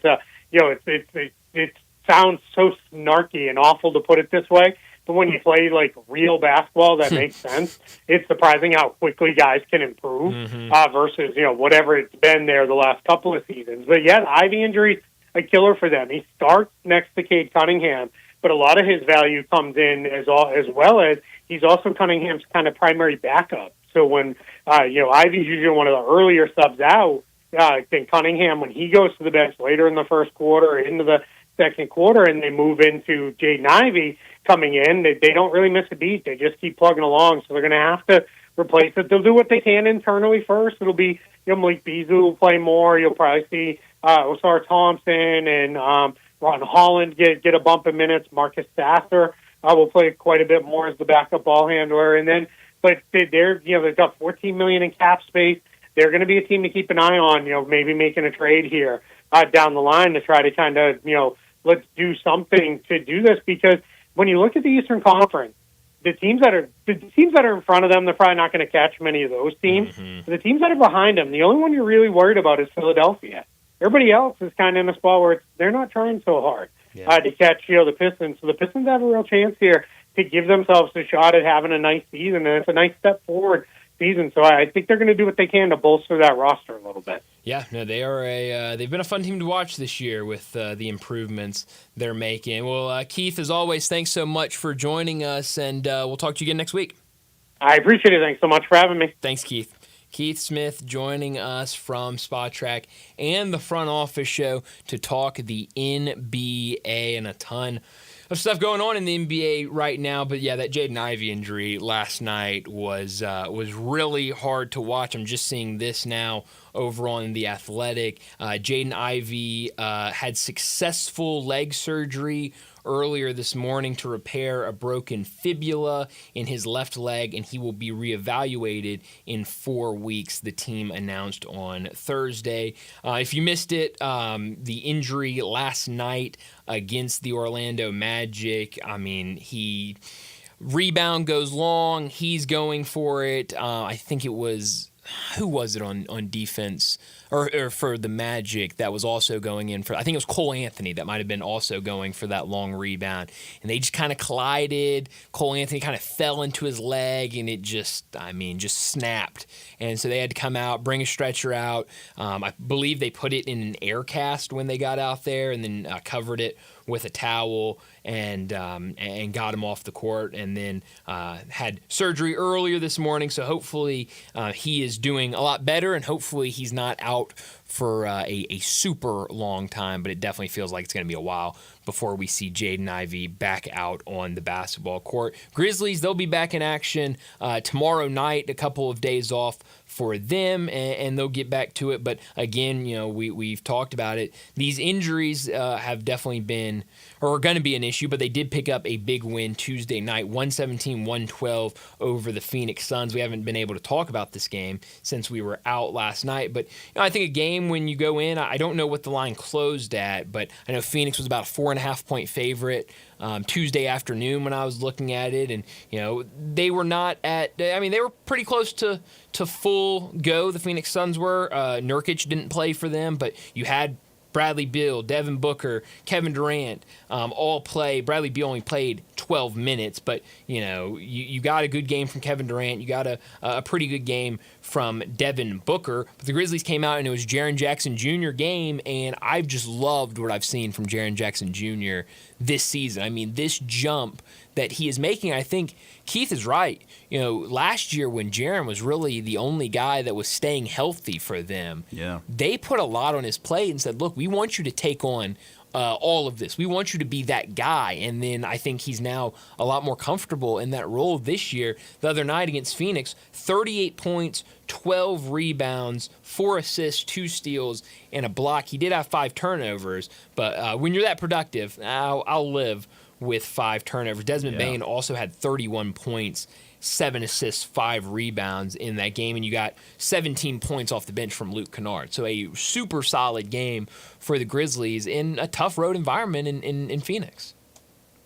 Yeah, for sure. I mean, I think when you look at this Grizzlies team of people who have missed due to injury or, just needing a little bit of a rest, Jaren Jackson Jr. is rarely on that list. Yeah. Rarely, if ever. That's a good point. I know when I'll take my buddy to a Grizzlies game or whatever, and he said that every time he's been to a Grizzlies game, Ja is not playing that night. And I'm like, well, one, that stinks, so maybe I need to stop taking you to games because Ja seems to be out every time. Maybe it's your fault. Yeah, maybe it is. But it just goes to show that it doesn't matter what the game is. Chances are Jaren Jackson Jr. is going to be on the court. He's been a very consistent player, very good player for us, and you can always guarantee a really great performance out of him every night. He's very consistent. Obviously, yes, the dude is going to need some rest at some point, but I think for how long this stretch has been going and to put up 38 points against a very good Phoenix Suns team is very, very impressive. Yeah, and so this tough stretch for the Grizzlies with the injuries, and then on top of that, you've got they're in the midst of 9 of 11 road games where they've got they've played 3 of those already at New Orleans, at OKC, and at Phoenix.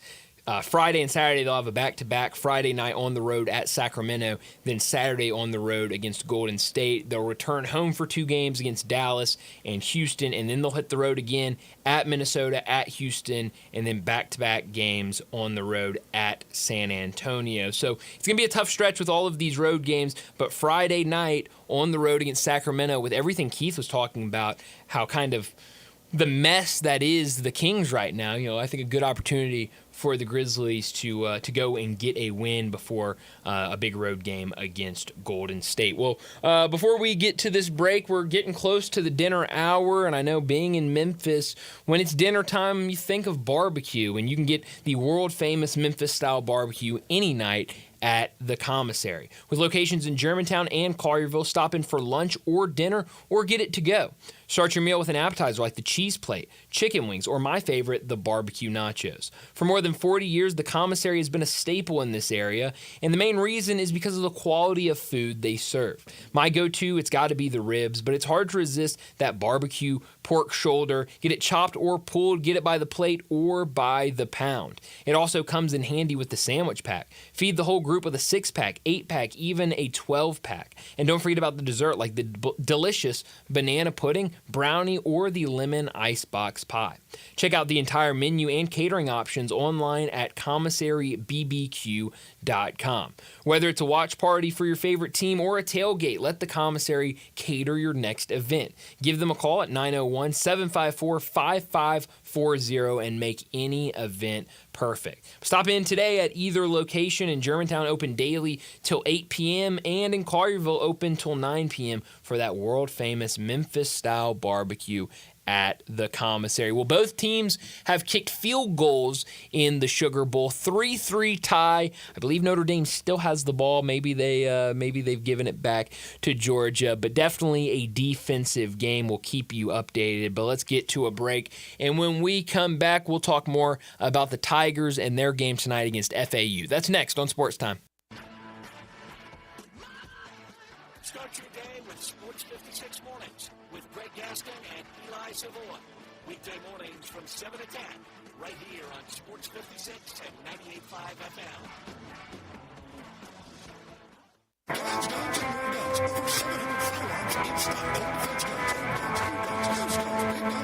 FM.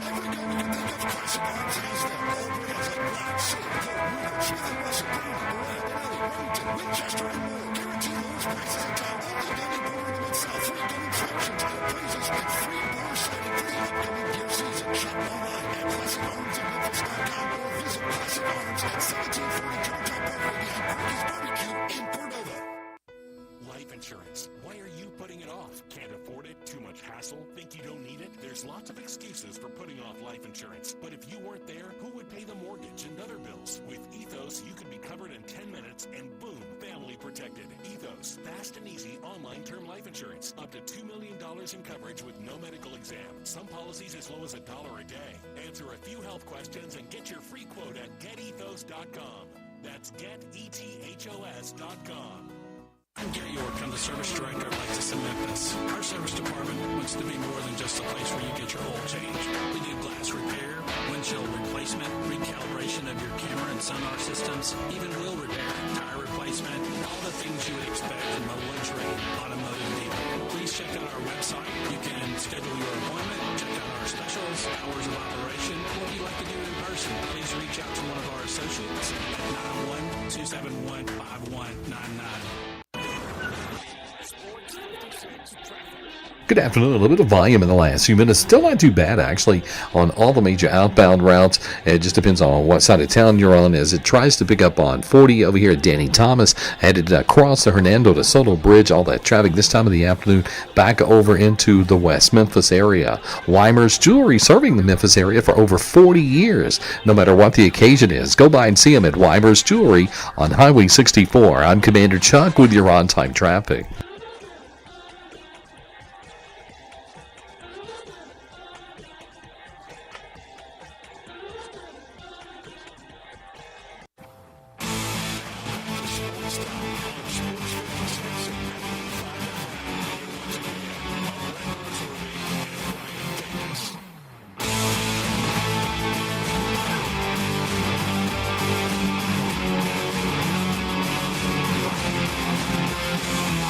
Well, here in about an hour and a half, the Memphis Tigers will start conference play on the road against FAU. And we know this is a different FAU team. It doesn't look anything like it looked when Memphis saw them last year, when obviously Dusty May was their head coach and they were just coming off their Final Four run. No, this is John Jacobs's FAU team, and they've been a little up and down this year. They've been a fun team to watch. I've watched a handful of their games this year. They've got some fun players, but that doesn't always mean they are a very good team. Sometimes, fun teams are bad teams, but I don't think FAU is a bad team. They're in the top 100 in both KenPom and the net. You look at their losses earlier in the season, back in November, a close loss on the road against UCF, 100-94. They went to double overtime against Charleston. They ended up losing that game by 3 points. They beat Liberty. They beat Oklahoma State.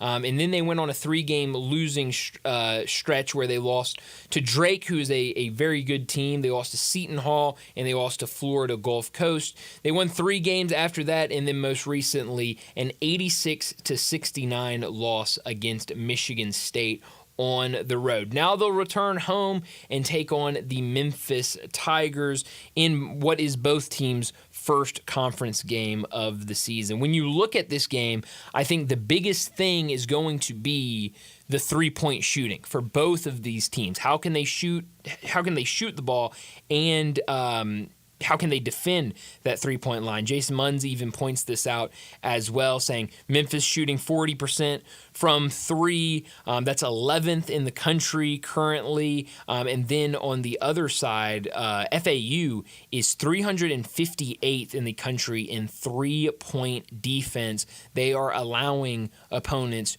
to make nearly 40% of their attempts this season, 39.7% this season. Now, when it comes to FAU shooting the ball, they take a ton of three-pointers. They're averaging 26.5 three-point attempts per game. So they are going to shoot. I remember watching an interview earlier this season. It was Florida Atlantic was playing in one of these early season events, and they interviewed John Jacobs before one of the games at the hotel. And, he was like, Coach, this is your first head coaching job. It's a brand new team. You added a ton of guys from different places. What do you expect, or what do you know about your team? What do you want to learn about your team this week with these games? John Jacobs says, well, one thing I know about my team is we're going to shoot a lot of threes. And they've certainly done that. Now, the question, and he even said, he goes, now, will we make a lot of them? I hope so, but I don't really know that yet, but I know we're going to take a lot of them. Well, you miss 100% of the shots you don't take. It's a great point Michael by you. Scott. Yes.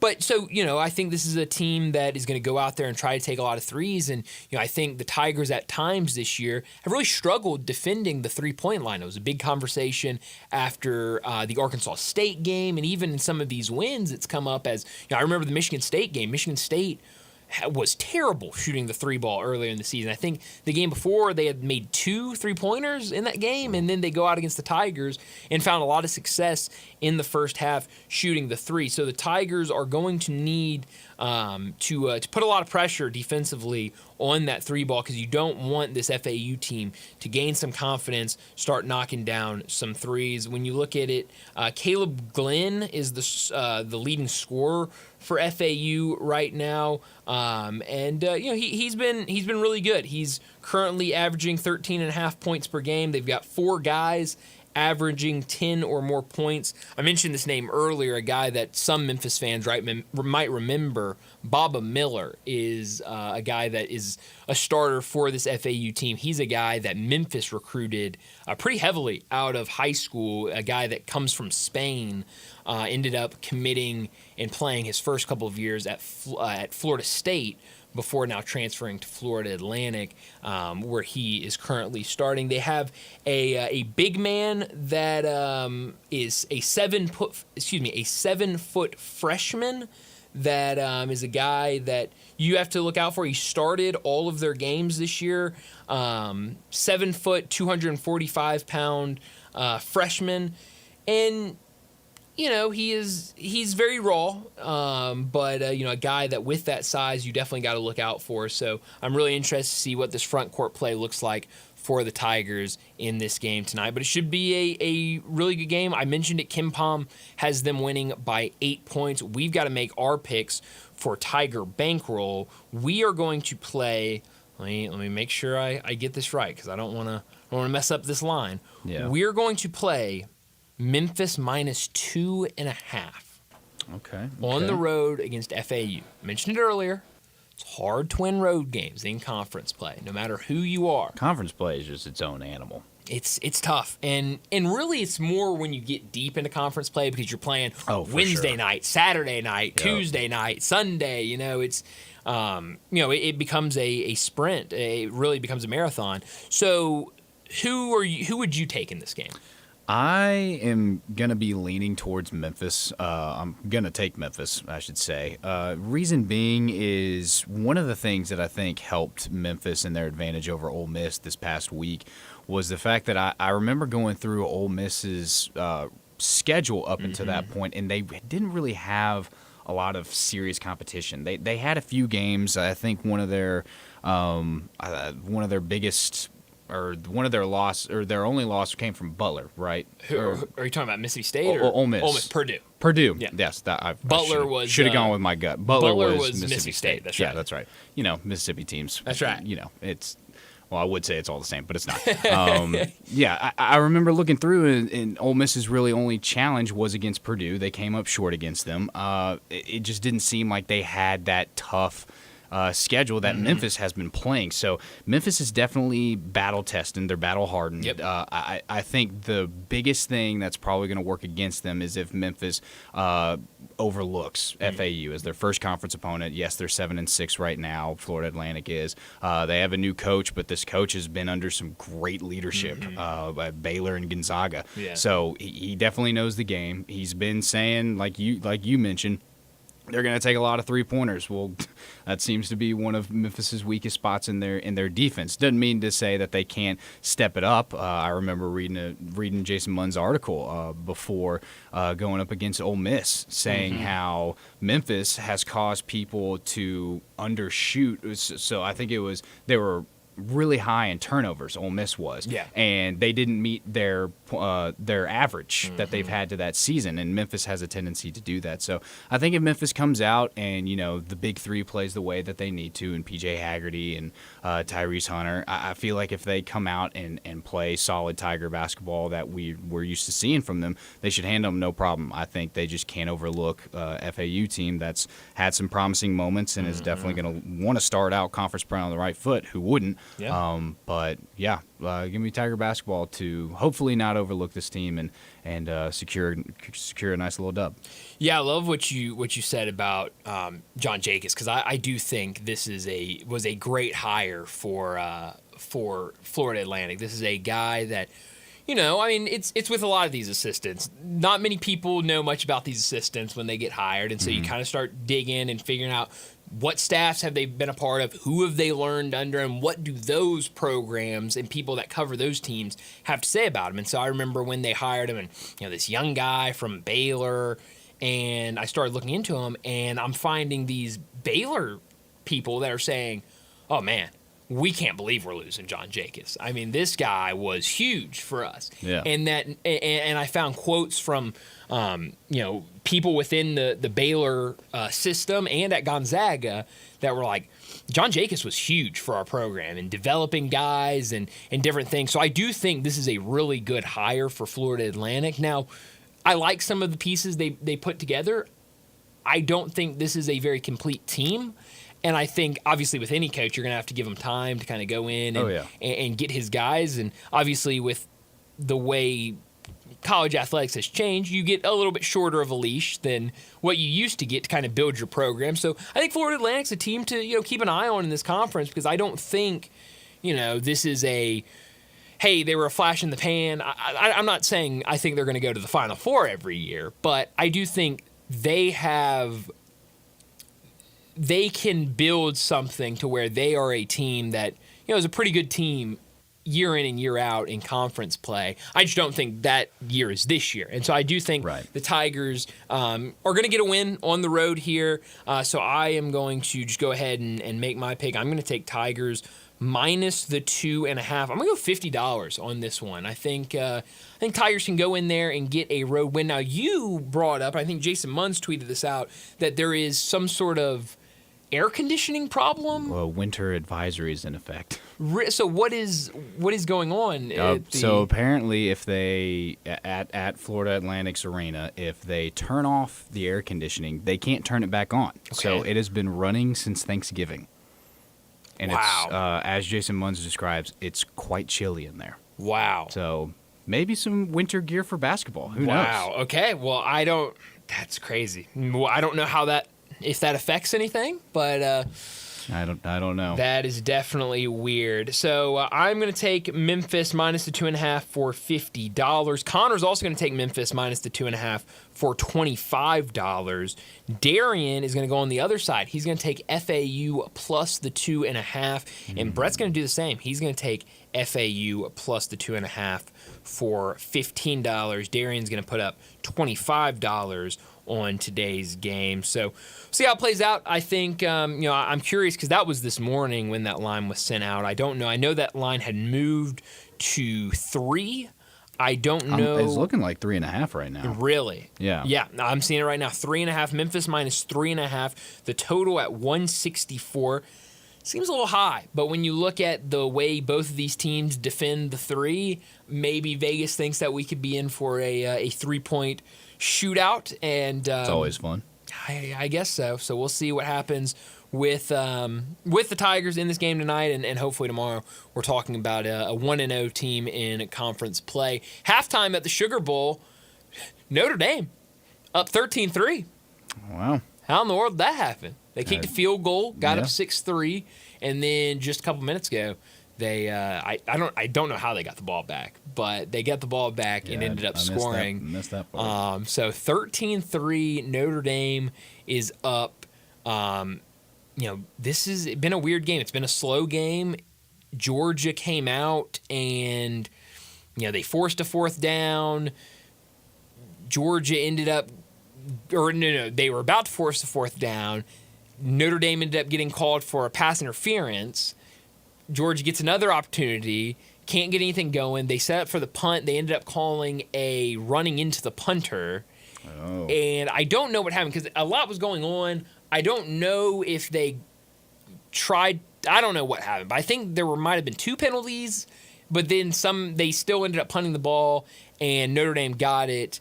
And so this has been a wild game, but right now Notre Dame up 13-3 at the half at the Sugar Bowl. We'll see if Georgia can bounce back, but obviously Gunnar Stockton, the backup quarterback in there for Georgia, has not felt like he is very comfortable back there in the pocket, in Notre Dame getting a lot of pressure in the backfield. Well, let's go ahead and get to our final break of the day. Again, reminder, a short show for us today because 5 o'clock we will be heading down to the Gator Bowl for Ole Miss pregame in their bowl matchup against Duke. That game, originally set for 6:30, has been moved to 7 o'clock, so we'll start right after this Sugar Bowl matchup. So we'll start that pregame show here in about 15 minutes or so. So let's get to a break, and when we come back, we'll wrap up today's show with Crunch Time. Be sure to follow us at Sports56 WHBQ on Twitter, Facebook, Instagram, and YouTube to watch live video of our shows. Stay up to date with station events and have chances to win prizes. Don't miss out on anything that's going on. Follow us at Sports56 WHBQ. Join us celebrating 26 years of Napa Cafe. Hi, I'm Glenda Hastings, owner of Napa Cafe, and I'm inviting you over for dinner.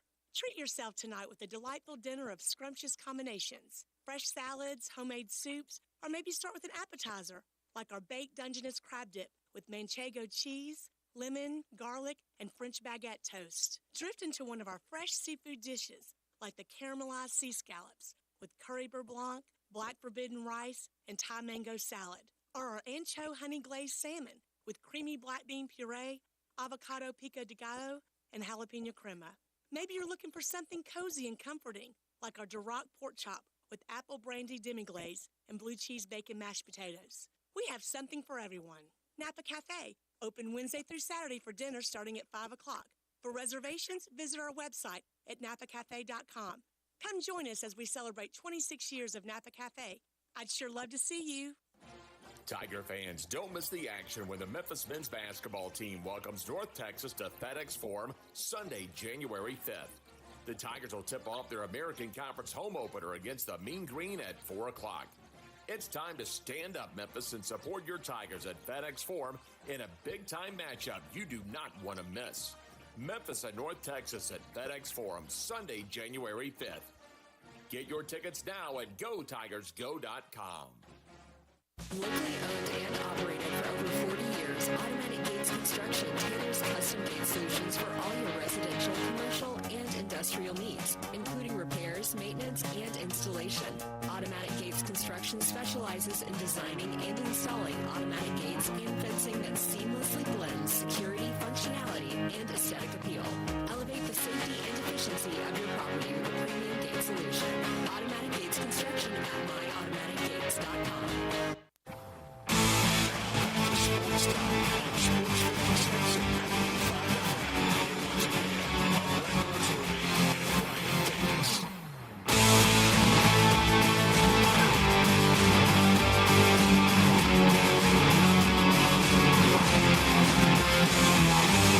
This is pretty cool, and we're just getting started, so.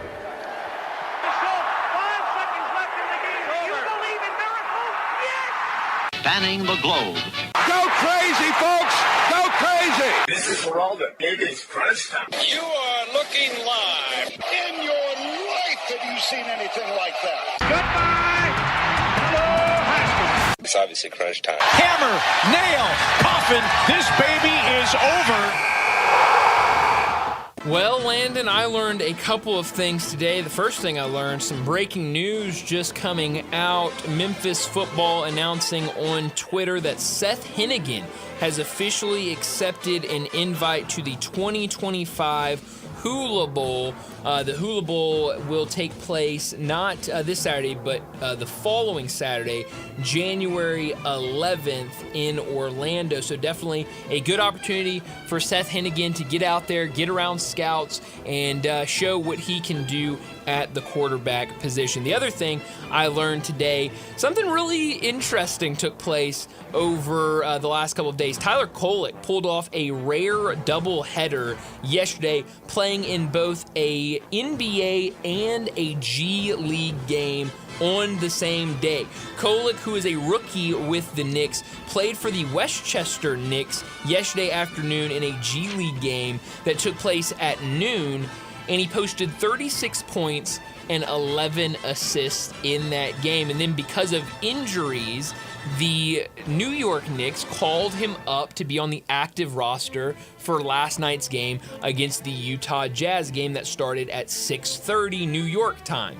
Kolek was set to be active for the game with Jalen Brunson out, but in pregame, Deuce McBride suffered a hamstring injury, and they decided they weren't going to play him in that game. So Tyler Kolek ended up having to log 12 minutes of game time for the New York Knicks last night. He scored 2 points and dished out 4 assists in that game last night. So all in all, yesterday, a day where Tyler Kolek had 38 points and 15 assists between 2 games. So right on. Good for Tyler Kolek. Yeah, good for him. Well, what I learned today was we got a lot of Pro Bowl announces for people going to the Pro Bowl games. You had surprised this isn't what you could have done without, seeing as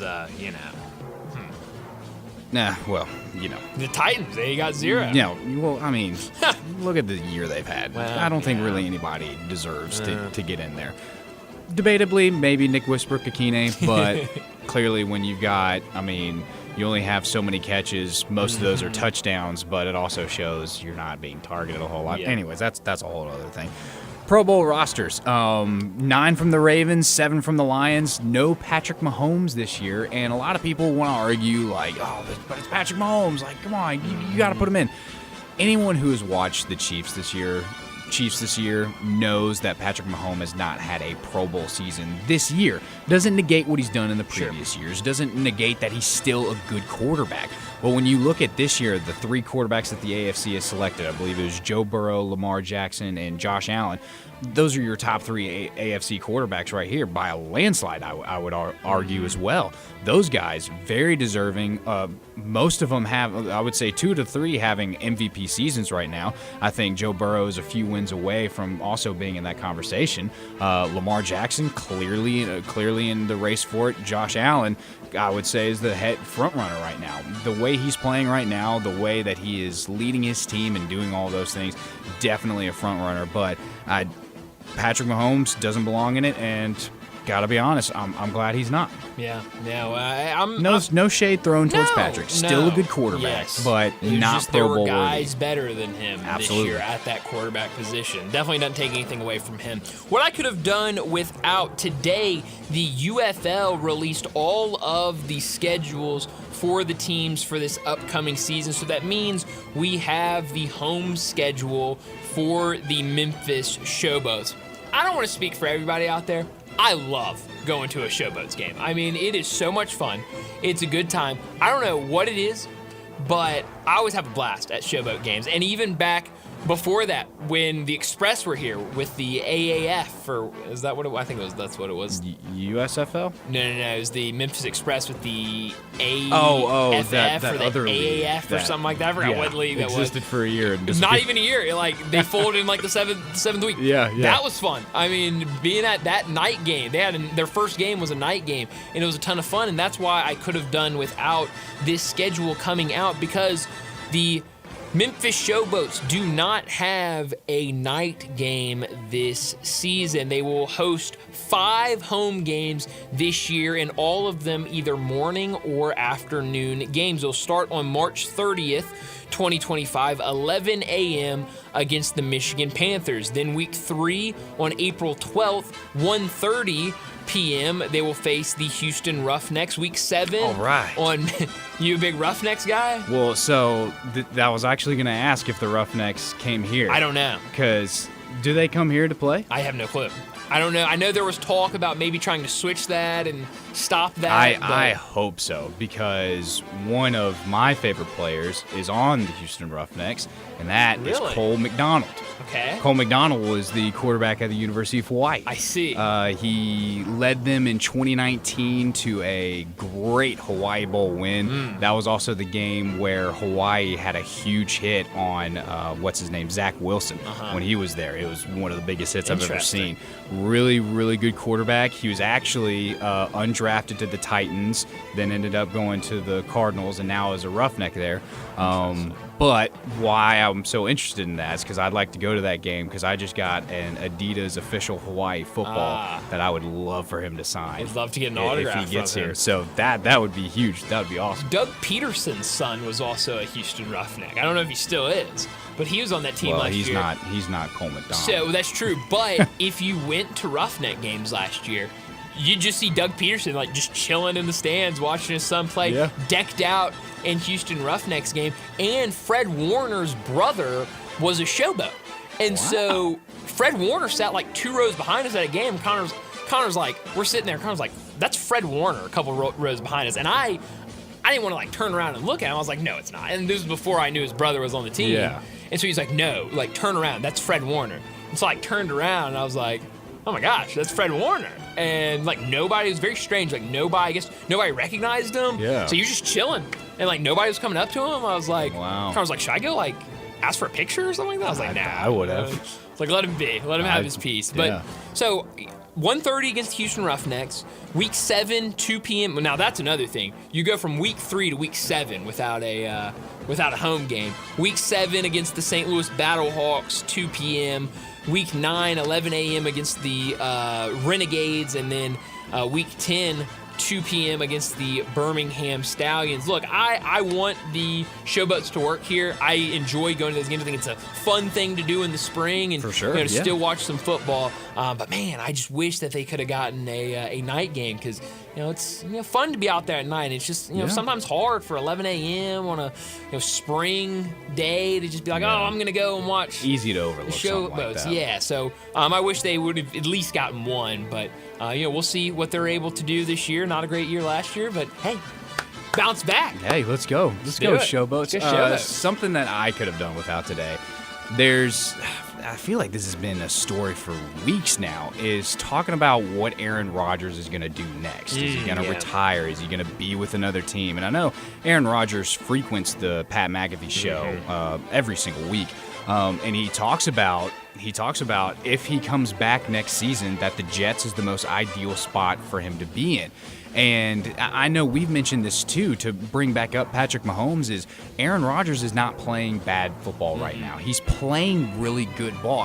Definitely not up to the level that he has been when he was with the Packers or anything like that, but it's not like he's just fallen off the face of the earth. Now, obviously with the Jets, the record is not reflecting how good he's playing. It's just, every single week the points are just not adding up, and they're not enough to overcome their opponents. But he's got over 3,500 yards passing. He's got 24 TDs. He's got only 10 interceptions. I mean, his QB rating, not that great, but he's still playing decent ball. So hearing all this talks of, this could potentially be the last game that he's going to be playing in football, I don't know. I still think he can ball out a few more years. I still think he's got enough left in the tank to formulate something together, but I guess we'll just have to wait and see. Yeah, it's weird. I'd love to be a fly on the wall in that locker room, because now you got rumors that Garrett Wilson doesn't want to be on the same team as Aaron Rodgers. So it's just very, very strange. Quickly, where are you beaming tonight? You can beat me straight to Honolulu, Hawaii. You got Hawaii, late night game. Yeah, Hawaii basketball is taking on Santa Barbara. I love it. Santa Barbara. You don't really hear a lot about them, but when you got a Hawaii fan over here, you're going to hear a lot of stuff that's you're not expecting. You probably aren't familiar with. Beam me to here just in an hour to Memphis and FAU. Let's see what the Tigers can show in their first conference game, and see if this team, unlike last year's team, can be locked in on the conference slate. And maybe they're locked in against FAU, and that's more of a question against, Rice, the team that beat them at home last year. But we'll see if Penny Hardaway and his team can get the conference slate started with a win. Well, that's all the time we have. Again, a reminder, we're out because we're about to get you over to Ole Miss pregame for their bowl matchup against Duke. Enjoy your night. We'll talk to you again tomorrow afternoon. Admit it.